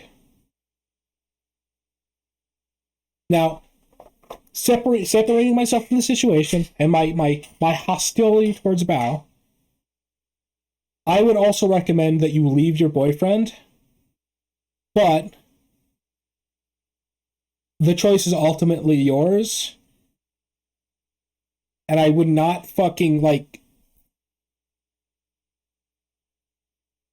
I would be asking whether or not she has a support net. Like, do your parents live nearby? Can you go live with your parents for a bit until this is all sorted out? Blah, blah, blah, blah, blah.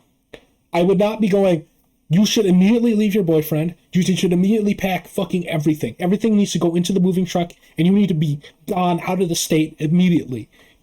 As far as the way as possible. I would not be recommending that approach. That is not the approach I would recommend.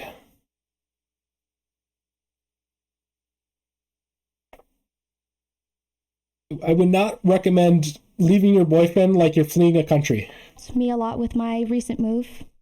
As you all know, I recently moved. That was, it's a lot, especially in a short amount of time. It's not that much. It's honestly not that much. Moving is not difficult. I've moved so many fucking times during my life. Moving is not hard. And she shared with me that friends from out of state. Granted, I don't really give a shit about the stuff that I own. Except for the fish. Fish are alive. I need to keep them alive. They're the only things I really care about without, I'm not about to put the fish through a durability test when I'm moving. But that's not the goal. Would be flying in to help her move. But alright, I'm gonna do something psychotic here. I'm gonna fucking listen to myself talk because I don't know what I like. The last time I streamed, I sounded bass boosted as fuck, and now I'm like 3 hours in. I'm like, maybe I should check that. Maybe I should check that. Maybe I should check that. Maybe I should check that. All right. At the last minute, she decided to talk to her boyfriend. And all the women were like, no, she's talking to him. No, she's gonna stay. No, she's gonna stay. No. Oh, sorry, I wanted to keep the thing on so I know what the fuck I'm doing, but I forgot to unmute it, or I forgot to mute it again. That's my bad. But all the women are just hearing this, like, no, please, no. She broke no contact. She wanted to stay, and I, there's, after... You can't say anything about that, Bao. It's her choice. It's her boyfriend. Okay, here's another fucking thing I fucking hate about relationships. As an outsider looking in, there's inherently a type of possession, like possessiveness with boyfriends and girlfriends. So I hate when these fucking people like, you don't own her. I mean, inherently to a fucking relationship, I own my girlfriend and my girlfriend owns me. There's possessiveness on both sides. It's not just, oh, I'm the man and you're not going to be able to do anything unless it's my say-so. I'm like, no, it goes both ways. The woman has just as much say on what the man decides to do as the woman as the man has on the woman. If my fucking girlfriend says, yeah, you don't get to talk to your fucking female friends anymore, I'm like, fair enough. Or if like my boy, like if the boyfriend's like, I don't want you talking to all these fucking guys anymore, fair enough. I got like my buddy stopped like being in the group chat because he got a girlfriend, and my friends group, or my friends, I'm part of that group. Whatever, doesn't matter. My friend can't talk to those people anymore because he got a girlfriend, and the friends group is mostly women.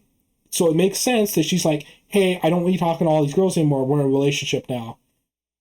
Can you just like separate yourself from this group? And my buddy was like, yeah, sure, I can do that. I don't have any grudge against it. Whatever. It was fun knowing him. I'm at the point of my life where I'm like, friends are like fucking. I get one, I lose another. Whatever, it doesn't matter. Life's like that sometimes. You can't have all of them. So I'm like, well, okay, whatever. That's my TED talk about relationships. But that's just one of the things that bothered me. It's like people not understanding that. You know, helping her, doing what I could. I'm sure her friends also shared the same sentiment as me. You know, we all tried our best to help her out of a very difficult situation, but it was, you know. I wanted you to leave your boyfriend, and I'm very disappointed that you didn't. It's what it sounds like.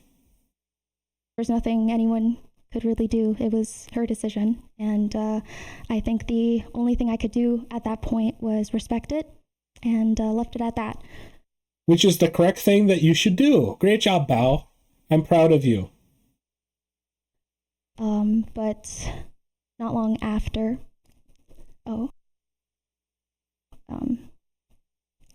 This is.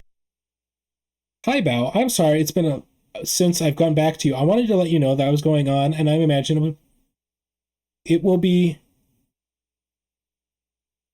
Okay, hold on. Drag it to the left, Bao. Drag it to the left, Bao. Thank you. Hi, Bao. I'm sorry. It's been a bit since I've gone back to you. I want to let you know that what was going on, and I imagine it will probably be confusing for you here. Essentially, before I left for blank, I decided to go see blank. Something was pushing me to see him Why are you censoring Sykkuno's fucking name? Unless that's his real name, in which case, fine. Actually, I think one of the girls fucking doxed him anyways. Yeah, it's in the fucking vote. We know his name is Thomas. What the fuck are we doing?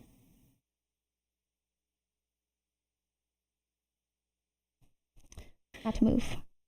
I don't think it's helpful for me to go into details, but basically I was shown some things that really made me doubt my decision on leaving. Basically, she saw that all the women were fucking crazy. After talking with him for a long time and after seeing these things, I decided it wasn't the choice I wanted to make anymore, so I didn't end up leaving. I'm actually kind of curious what she saw. We're never going to see this because it's just it's a cheating scandal, and that's between Sykkuno and his girlfriend. It kind of just tickles that part of my brain that goes, I wonder what that was about.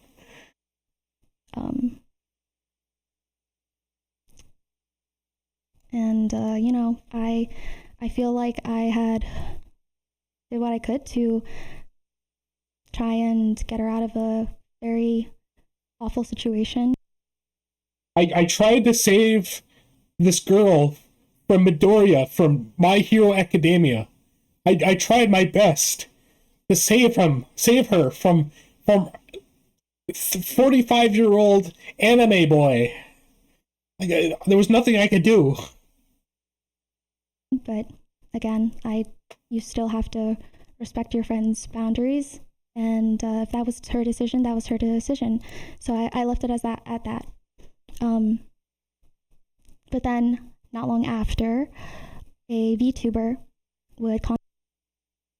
I just also want to say, it is crazy to me that all of these women that were getting like hundreds, if not thousands of fucking dollars for like being with Sykkuno, and they're like, it's not about the money. It's not about the money, Spider-Man. It's about the fucking it's about the anime voice. It's about the anime voice that this 35 to 45-year-old man could make. He made me feel special. He called me kitten. Like like every time I hear like Sykkuno talk, I just think about that fucking stupid like Roblox meme where he's like, "I'm not done talking to you, kitten," in like that stupid fucking anime voice. Every time I like think of this drama, that's the only thing the only meme I can think about. I'll have to find that after this. Contact my mod for completely like unrelated thing. Actually, I changed my mind. I'm gonna find it now. I changed my mind. I'm gonna close the window capture here. I'm gonna go find that fucking meme.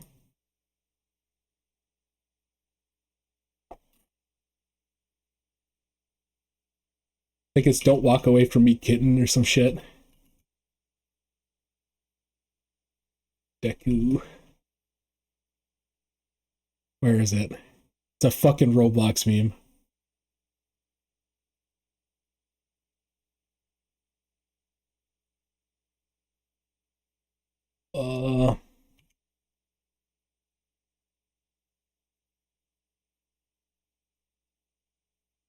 Yes, I found it. You know what? However, we're done. We're not done. Daddy isn't done speaking. That's Sykkuno. He talks to all these women. We'll come back here. Daddy demands you to come back. I don't listen to you. That's Sykkuno with all these fucking e-thoughts. Is Come back right here, or Daddy's gonna get really angry. actually no, that's what Sykkuno was telling to his girlfriend when she was thinking about leaving him.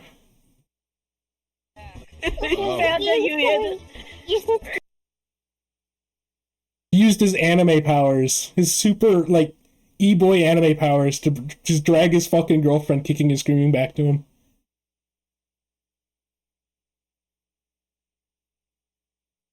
That's funny as fuck. Let's turn the window capture back on. But coincidentally, while they were chatting, Also, I like during this drama, everybody was at 1% voice. The only one that was like speaking like loudly during this entire drama was fucking Mal. Every single person was on 1% HP.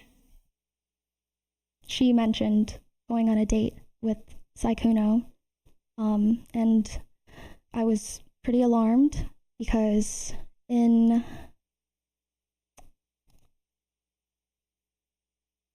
her last message to me, she was shown things that made her doubt her decision on leaving. I don't know the timeline, so I don't know whether or not she's lying or not here. But supposedly what she's saying is this: she got this tweet, and then afterwards, Sykkuno tried to hook up with Mel. So, you know, it seemed that things were looking up for their relationship, but that didn't make sense because the VTuber showed me and my mod screenshots of him talking to her as early as 30 minutes ago at this point in time. And so... Can I have those screenshots, Bao? Can you show those screenshots to us? Can you show those the screenshots to show that Sykkuno, almost immediately after saying, "Hey, I'm not going to cheat on my girlfriend anymore," that he was sending messages to Mal? Can we have those messages so I know the timeline? Or am I just going to have to see, like, listening is believing? I I don't need to see what's in those messages. I just need the fucking timestamps from those messages. That's all I need. Went back to the girlfriend and told her, hey, do you know anything about this VTuber? She said no. Bao, where are the messages, Bao? I need a timeline, Bao. You're telling me that this happened after the girlfriend decided to stay with the boyfriend. Or the Sykkuno's girlfriend decided to stay with him. You're telling me this now. You're telling me that he started messaging another VTuber after that. Where are those messages, Bao? I need to see them. How am I just supposed to fucking believe you?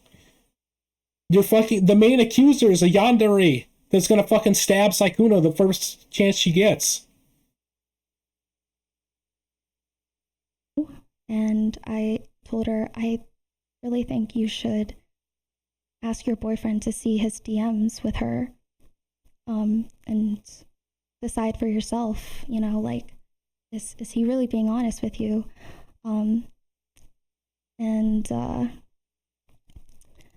At that point, okay, this is a message from Bao to, I'm assuming, is the girlfriend. I think you should talk to her. She said they talked to...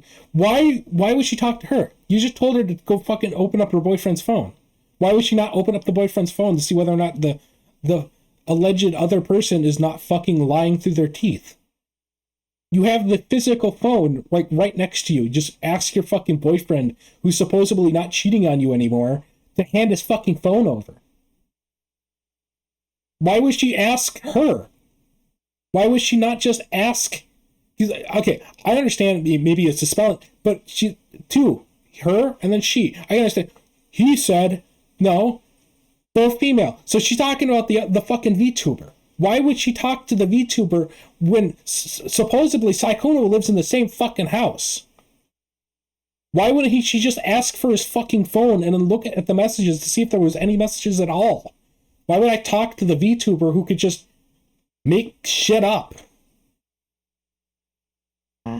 I'm still just doing what she's requested of me.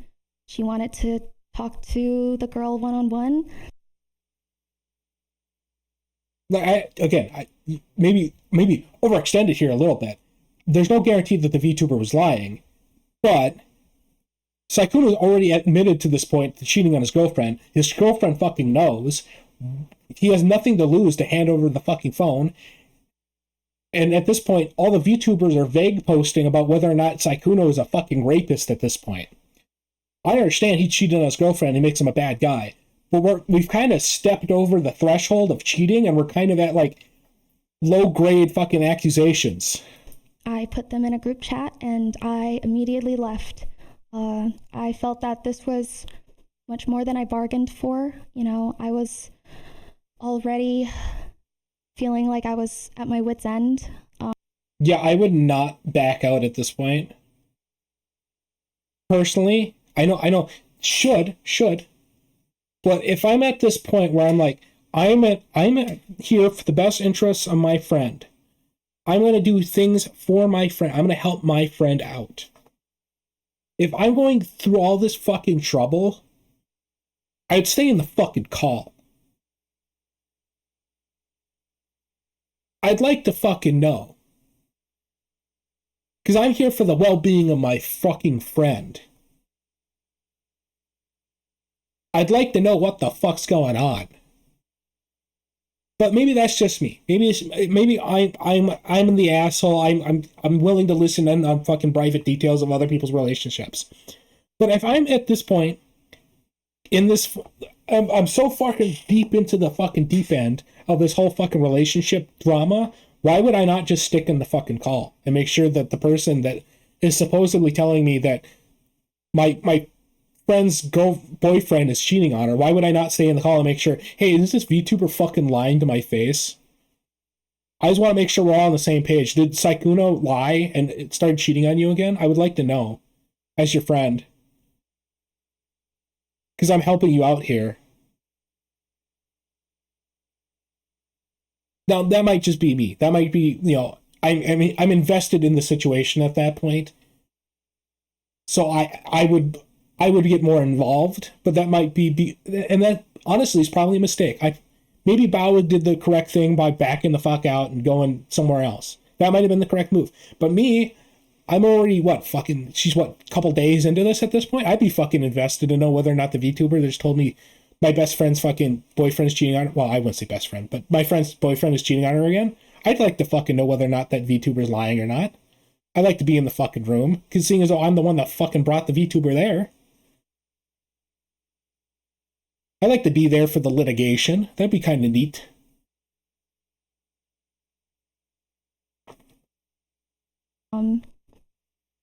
I can't really force anyone to make the right decisions or do anything they don't want to do. And I felt that, I've done what I could while respecting everyone's boundaries. And that is... At some point, you got to stop respecting people's boundaries. I understand that to a certain extent, you got to respect everybody's boundaries. But when you're in a situation that is this personal, and you are constantly bringing in new girls yourself into the situation, at some point, the personal boundary needs to disintegrate, and you have to question whether or not these girls are lying or not.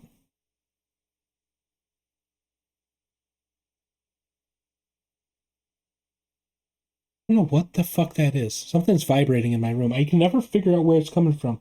It feels like it's like a phone message, but I don't know where it's coming from. I think it's somewhere over here. It might be something in the fucking wall for all I know. Maybe some builder threw a fucking something into the fucking wall. I don't know. It bothers the shit out of me every time it happens, though.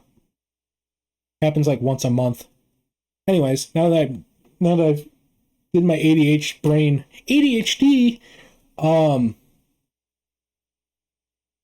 I need to refocus here. All right. What I felt was the right thing to do. I, of course, have known for a while, as well as a lot of other people, that this guy's... Your boyfriend is cheating on you. I knew all along. I knew for months. I knew for months before you even knew. I knew an entire year plus that your boyfriend was cheating on you. And I decided to not tell you, but instead vague boast on X. Congratulations. You've just found out that your boyfriend is cheating on you. I'm now going to drag it into the public by hiring Muujin and Mal to create a Google Doc. And now everybody will know that your boyfriend cheated on you. Kinda just... he's no good. And I felt that, I already kind of had my taste of what I guess would happen if things went public. Oh, she's tasting them now. Okay. That's, again, everything. Then why did it go public then? If you had a taste of what it might be like if it goes public, why did it end up going public? Why did you get Muujin and Mal involved? Why didn't you just talk to the girlfriend, just the girlfriend, and not bring any of the girls? Everything that I did to this point was completely private, and I'm not really sure what else I can share or divulge to prove that I am, I guess, like a lot of people are making my role out to be a lot more than it actually was. I honestly just... Yeah, Bao and Muujin, or not, Bao and Muujin were not connected to Bao, according to Bao. She had nothing to do with the Google Doc. That was just happy accident. That was just a happy accident. Muujin and Mal came up with their own thing. I don't know how the fuck Mal got in contact with Muujin, especially considering Muujin now later says that he had no fucking idea who the fuck Mal was until recently. Mal said she knew Muujin for a long time, but Muujin is saying that she's fucking lying. So we're kind of in this situation. We're situated where I have a whole bunch of people that are telling me that they don't fucking know each other. And I'm just supposed to believe Bao and saying, yeah, I wasn't involved. I was only involved in finding the girlfriend and then having the girlfriend meet all these girls. I do think it's kind of funny and or odd that all of the women happen to be Bao's friend. Or Bao somehow knew them. So all of these women that were having an affair with Sykkuno all knew Bao. Or knew somebody who could get them in contact with Bao. Don't you think that's kind of fucky? Every single one? Like, she brought all the girls. I'm going to repaint this. Bao got a hold of the girlfriend, or the girlfriend got a hold of Bao. And then Bao introduced her to the girls. Bao already... How am I supposed to believe that it's not premeditated? You've already collected all of the girls like they're fucking Pokemon before the girlfriend even showed up. And you knew that Sykkuno was cheating on his girlfriend. You've collected all of the women that cheated on the girlfriend with Sykkuno, and then found the girlfriend after the fact.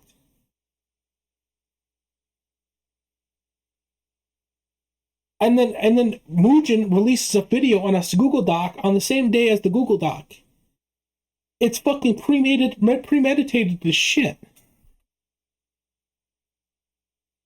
Got these girls in contact with each other, and I didn't have to, but I did, because, well, it seemed like at this point, since so many girls were involved, they should at least be in contact with each other. And also, why? My biggest thing is, why should they? Okay, why? You can't say it's not your place and then collect all of them like they're fucking Pokemon, man.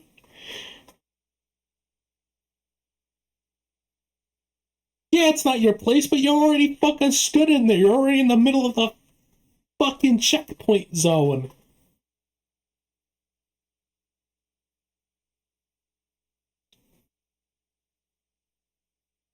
It's not my place. It's not my place. Yeah, you're right. It's not your place, but you've decided to put yourself there. What are we doing? I mean, this is a month ago. This is already done. This is ended. This is the historical record of an event that's already passed. But I'm sitting here listening to it again. I'm like, what? To speak on behalf of anyone, I don't think nothing. I'm personally not a victim. I personally have never been in a situation with this guy. So why can't you talk normal? But these other girls have. That's pretty much all I have to say.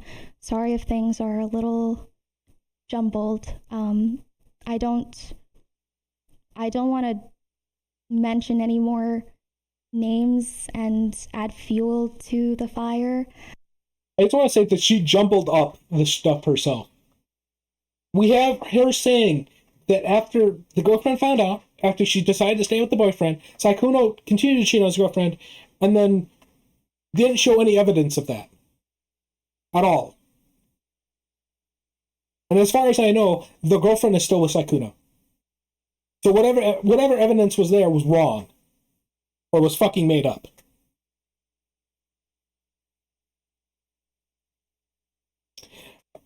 That, or it was part of that fucking, tour that Sykkuno did with all the girls, where he told his girlfriend, I'm going to separate it with everything, with all these girls, and he started cutting them off.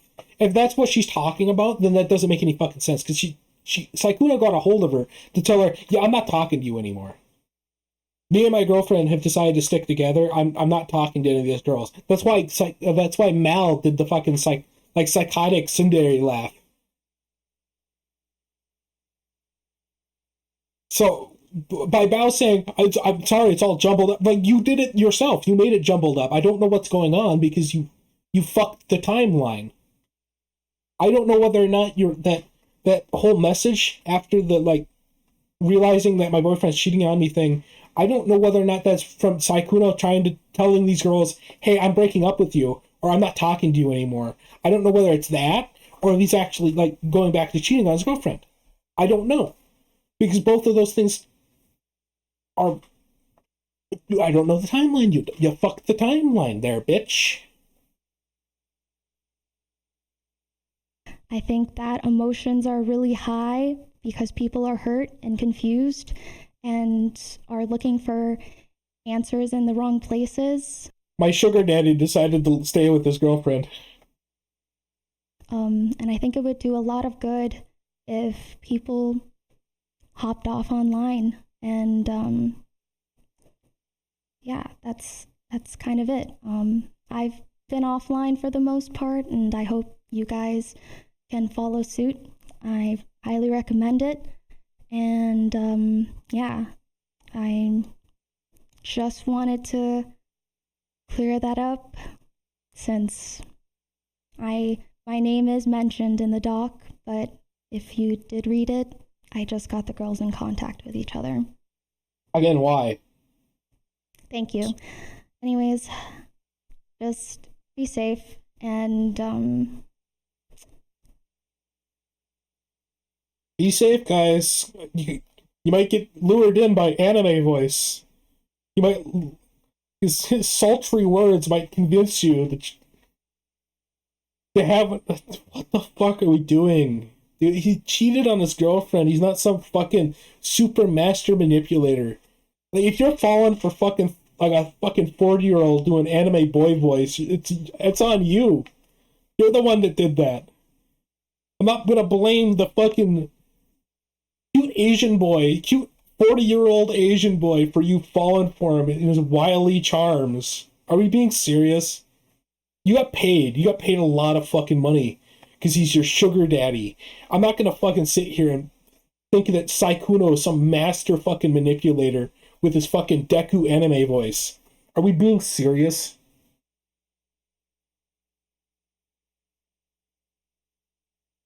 Alright, well, block the screen because I forgot that Bao has a fucking NSFW account, so I gotta be careful where I'm scrolling.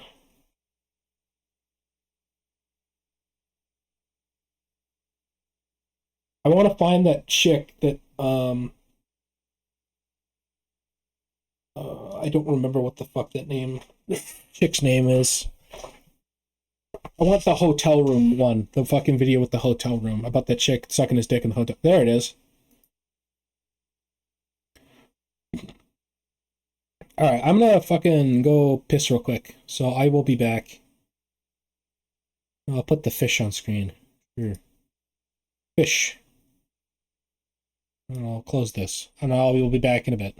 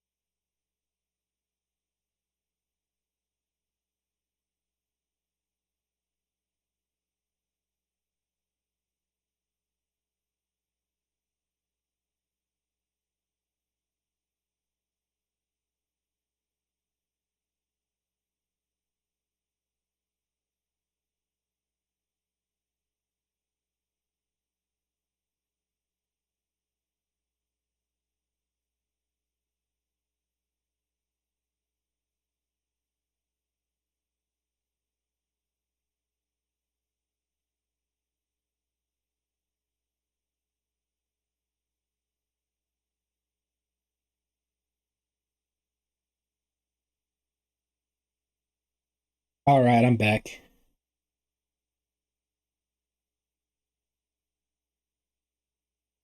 Alrighty. What the fuck happened?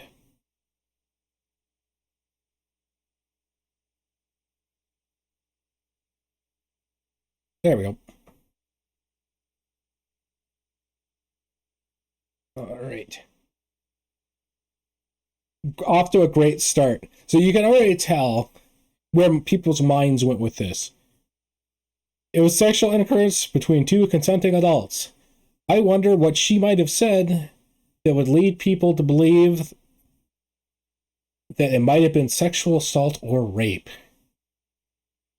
So we just got done covering Bao. This is the second girl. This is not Mal, the one that did the psycho laugh. This is the other one where she kind of, not really, but kind of insinuated that Sykkuno sexually assaulted her in a fucking hotel room in Las Vegas. Yes, alone. Also, 1% voice But again. I wasn't alone. I shared a hotel room with Sykkuno.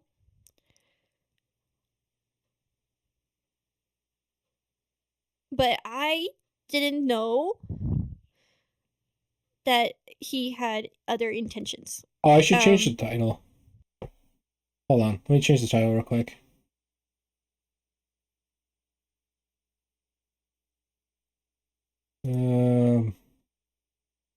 Let's call it relitigating. Actually, no. Let's do Sykkuno side characters.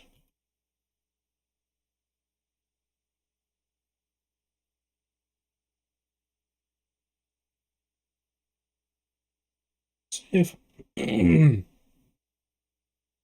there, no, it's all changed. All right, back to hotel room in Vegas. And I didn't ask him to share a room with me. I just simply asked him, "Hey, are you going to Evil Las Vegas?" He said yes. And I said, "Oh, I'm trying to go this year. I'm looking at hotels and everything." If I remember correctly, she smiles when she calls him cute. I have to find that. That was funny too. So expensive. Do you pretty much have like any recommendations? Like, I know he lives in Las Vegas. And he said, "Oh, you're planning on coming. I actually have room if you just want to like room with me." And I said, and I at first was not against it. I was like, "Are you sure?" Like, no, I don't want to intrude. Like, I don't mind getting my own hotel and all this. Like, I was insistent on being like, "Oh no, it's fine." And then he said, no, like, I have extra room. I already paid for it. And I even asked him, I'm like, "Are you rooming with a group or with friends?" And he said, "No, but there's 2 beds, so like you'll get your own bed." You know, like I just want to point out that Sykkuno lives in that area. He has no reason to buy a hotel room. We have to believe that this person in front of us is dumb as shit, and she doesn't realize that, hey, I want to fuck you in in a hotel room. That's what this was. Sykkuno was inviting her to a hotel room to fuck. She knows that he lives in fucking that area. The fact that she wasn't able to put two and two together, like, why would he get a hotel room by himself? It's obvious. He wants to fuck you. What are we doing here? Yeah. So I took his offer. Being a dumbass, I took his offer. But I did later. I even offered to pay him back. I said, how much should I save up for accommodations? And he said, "Oh, no.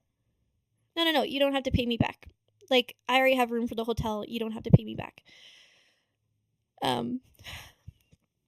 Remember, Sykkuno, Sugar Daddy Sykkuno has got the hotel payment. You don't have to pay for that. So, yeah, I shared a room with Sykkuno. at Evo Las Vegas. And we had plans to watch a movie together. We had plans to watch a horror movie together, Until Dawn. That movie's ass. Actually, I didn't even get to finish it, but that movie's ass. He has a hotel even though he lives in Vegas. Yes. Oh,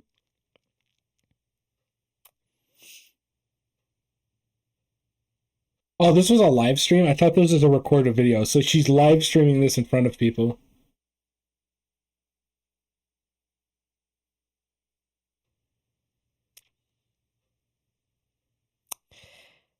We were watching the movie, and he started to get very angsty or something. I don't know how to explain it, but he pretty much tried to make a move on me, and I was fully trying to say like I'm just here to watch the movie. Like I'm just here to watch the movie.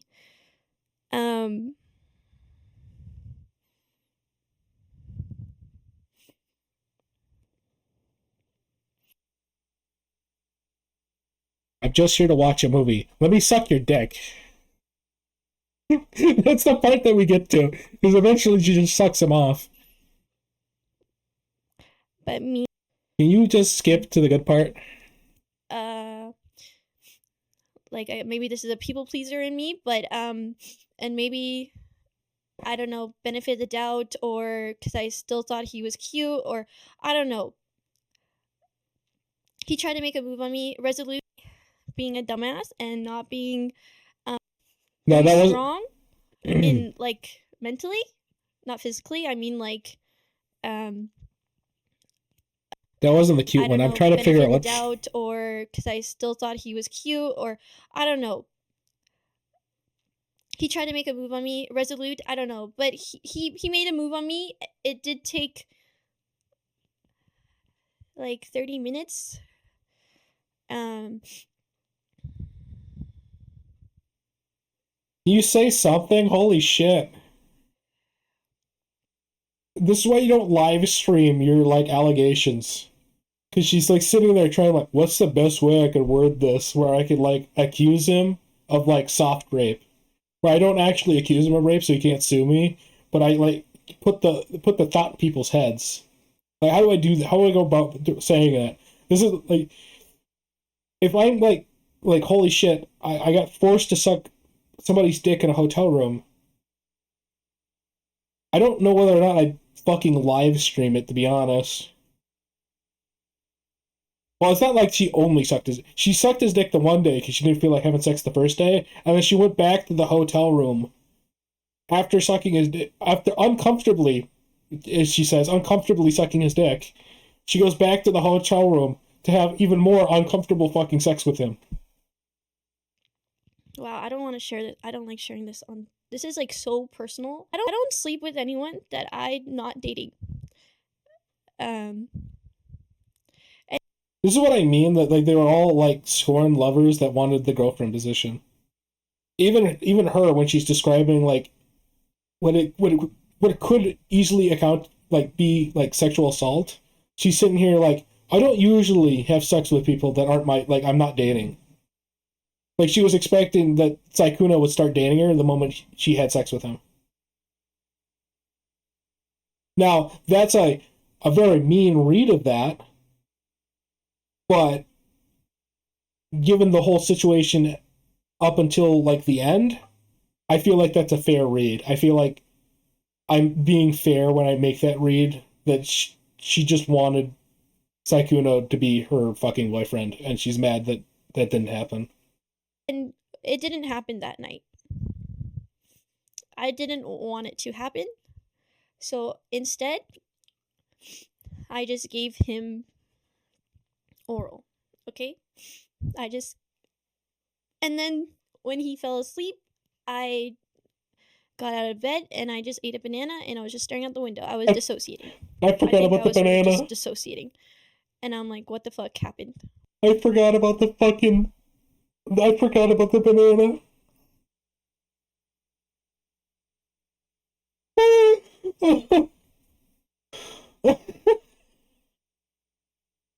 I forgot about the disassociation banana. Oh, fuck. Oh, dude, the fucking banana. Oh, I had to, like, I sucked his dick. It made me super uncomfortable. I had to eat a banana. I had to have the disassociation banana. What just happened. And then in the morning,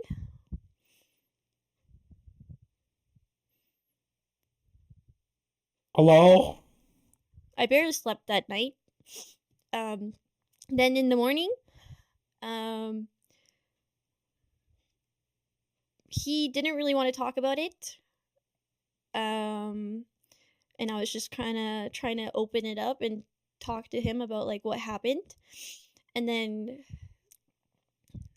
we were going to talk about it, I don't know, later or something. I don't know, but I can't remember. But he ends up hugging me.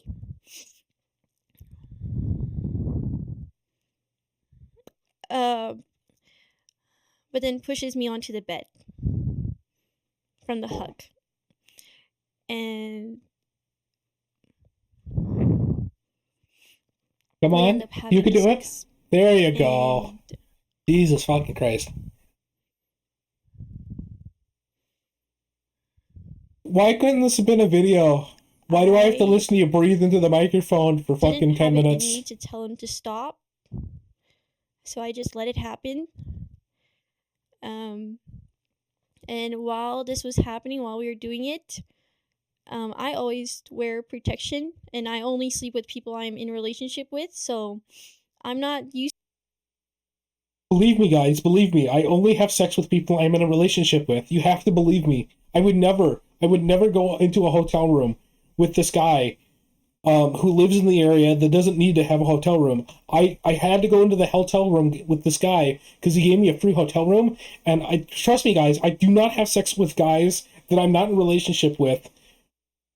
Was she one of the girls that got like free shit from him? To one night stands or anything like that. But we were not using protection, and I'm legally hard of hearing, if you guys don't know already. But in the heat of the moment, he asked me if it was safe, and I didn't hear him, but I just said, mm-hmm. How did you know? How did you know that he said, are you safe? Is it safe? How did you know that he said that? You just said you didn't hear him. How did you know that that was what he asked? Did you ask him afterwards? Because I'm kind of curious about that. How did he know? And he finished. And also, you said yes. Why would you say yes to something you didn't fucking hear? There was an affirmative, mm-hmm.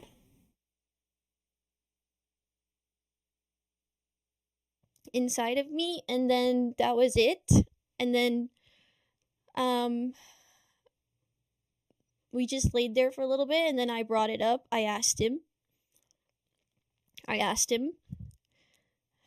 asked straight him? up, when was your last relationship, and do you... Why the fuck would you ask that question? You just painted the whole fucking scenario that you just got like molested or sexually assaulted. And you just said, why ask that question after all of it? Hey, are you single? Who the fuck asks their rapist if they're single after if they just got allegedly raped? Sleep around often. Like, is this normal for you? Because I told him straight up, I do not date with people. I do not sleep with people I do not date. Hey, are you single and will you date me? That's how I took that. That's how I take this. Are you single and will you date me? I do not sleep with people that I do not date. That is just a moral of mine. I find it very intimate with whoever. So, and I don't actually have, I've only ever slept with 3 people. Well, 4 now. But I've only been in 3 relationships. So it was very new. The sad whimper cry voice into the fucking microphone is like it's like nails on a chalkboard. She's not even trying. Dude, I fake cry better than this. I actually like shed tears when I fake cry. She like none of these women that do the fake cry shit can actually cry. New to me. I've never had a one night stand or anything like that. So I asked him, I'm like, is this normal for you? Like, do you sleep around a lot? And he said, no, he was being around the bush the whole time that I was asking these questions, by the way. I'm like, then why did you sleep with me? And he said, oh, it just... Notice that she said sleep with. This conversation's really weird. Well, granted, the whole fucking scenario is weird as fuck. But it's like he said, she said. But the problem is like, what she said is retarded. You know, giving me really half-ass answers, you know? Like, oh, I hate to break it to you, dear, but you fucked the fuck boy. You're just gonna have to live with the consequences of that. Just, you know, I've known you for a while, and I know you're very sweet, and, you know, you look nice. And then I asked him this question, and I said, when was your last relationship? And he said 3 years ago. Again, who asks about a relationship with someone who were extremely uncomfortable having sex with? This is what she's saying. She was very uncomfortable. She had a very uncomfortable blowjob and a very uncomfortable sex that she didn't want to do, question mark. And now she's asking about relationship shit. What are we doing here? So in my head, it's crazy that's why I feel so blindsided and backstabbed, because I asked these questions and they ended up being complete lies. So when I really felt... Hard to believe the fuckboy lied to you. I'm shocked. I'm shocked that the guy that was sleeping around lied to you. What a shocker. Blindsided and backstabbed by all the information that was coming out. I really was, because I asked those two questions, like if he was in a relationship or like when his last relationship was, and if he sleeps around, and he told me no, and 3 years ago. Yes. And after that, I went on about my day, and then I ended up running into someone I'm very close with, and they offered me to stay in their hotel room because I didn't feel comfortable sleeping in mine. So I ended up sleeping at my friend's hotel room for the next 2 nights. And you guys can even see on Twitter, if you guys look at my Evo outfits, the first outfit is in a very different hotel room than the other two, and that's because I ended up moving to another hotel. The first one is in the one that I'm with Sykkuno. And I ended up sleeping in the hotel that me and Sykkuno had on the last night because he ended up checking out early and sleeping at his house. So that was the only time I saw him. We ran into each other a couple of more times at Evo, but we didn't really say anything, and he didn't really want to talk about what happened. And then I struggled with this for a while, and I had someone in my life be there for me and kind of try to help me through this. And my dumbass tried talking about it with Sykkuno later, trying to like understand what happened, because it's not... I think I forgot to feed my fish. Alright, hold on a sec. I'm gonna feed my fish real quick.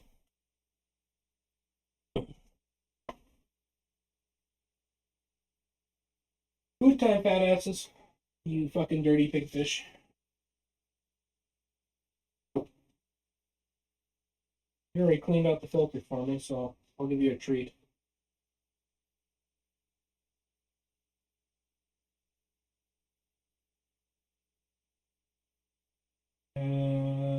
you a blindy.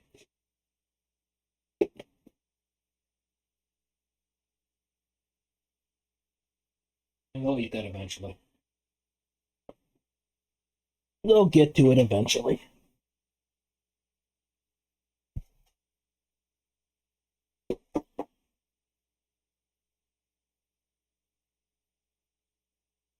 All right, back to what we're something doing. I'm used to. And he pretty much beat around the bush the whole time. And then he would say things like, "Oh, I'm confused. I just wanted to know what you felt about that." And I said, "No, I want to know what you felt about this, because I already told you how I felt." And yeah, he said he was sorry that he made me he was sorry that he gave me that impression, and that he would want to reconcile. And me being the dumbass I am, still wanted to be friends with him for some reason. So I did, and that's why we still played games. And then I ended up seeing him at TwitchCon at the Riot Party, and we actually talked in person for the first time since. And he actually brought that part up and said, like, he was sorry and stuff, and that he was sorry for giving me the impression. So I really thought he was, you know, honestly sorry, and I accepted it. And I thought I was the only one, because I Yes, that's what I'm talking about. She's jealous of the other fucking people. I told you.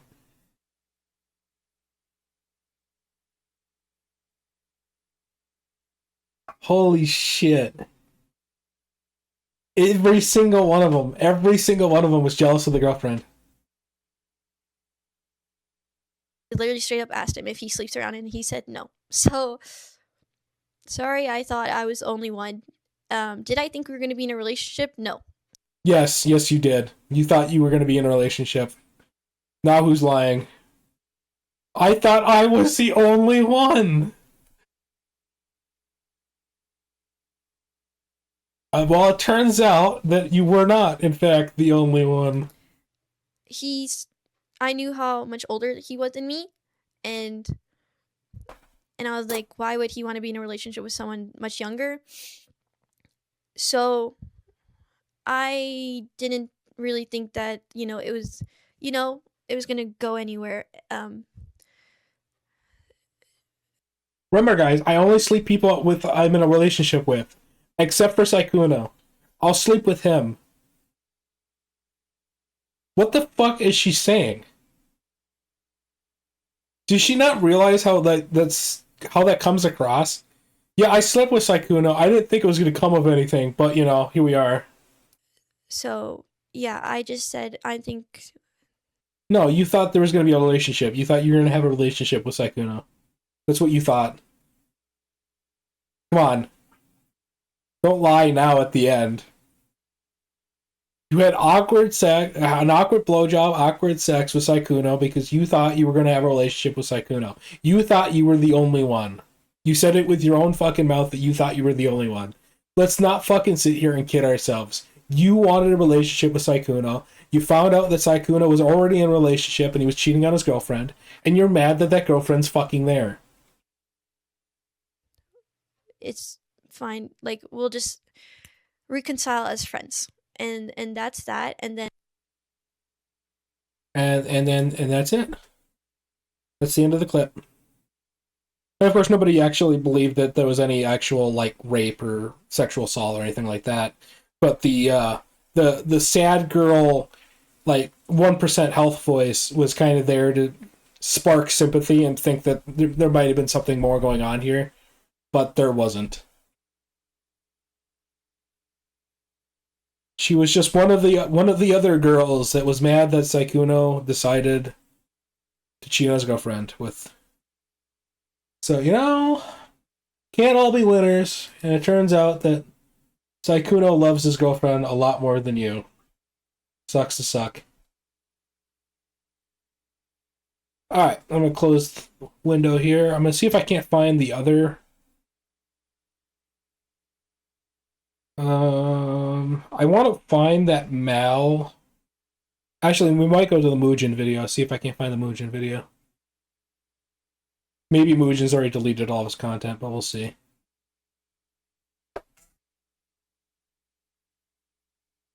I'm going from, like, the end to the beginning of this fucking controversy. Alright, Muujin, is that fucking video still up? I wouldn't be surprised if he deleted it. Not surprised me whatsoever. Especially considering Mal and Muujin tried to fucking gimp each other. It would appear that he has deleted all of his content. Well, not all of his content, but the content that I'm looking for. Aspiring streamer, smug artist, butcher, iconic relationship. Yeah, it's gone.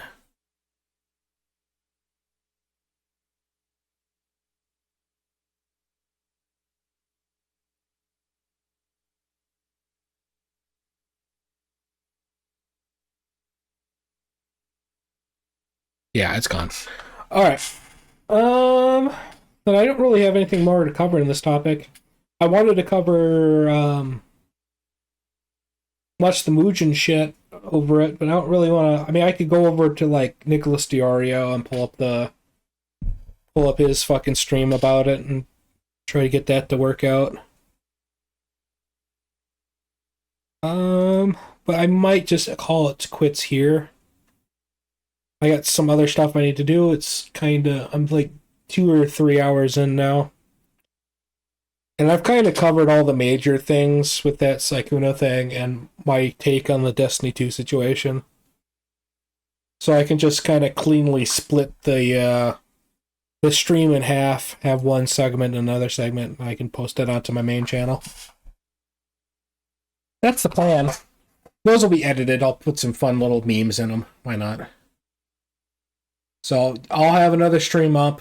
I'll find something else to talk about next week, but I would not expect another stream tomorrow. I would expect it sometime next week. Sometime between Monday and Friday. I don't know which day. I'll figure it out once I get to it. But for today, I'm calling it quits. I appreciate all the few viewers that were here. I appreciate all of the things that you do. Mainly just watching, but I appreciate watching. Alright, I'll see you sometime next week.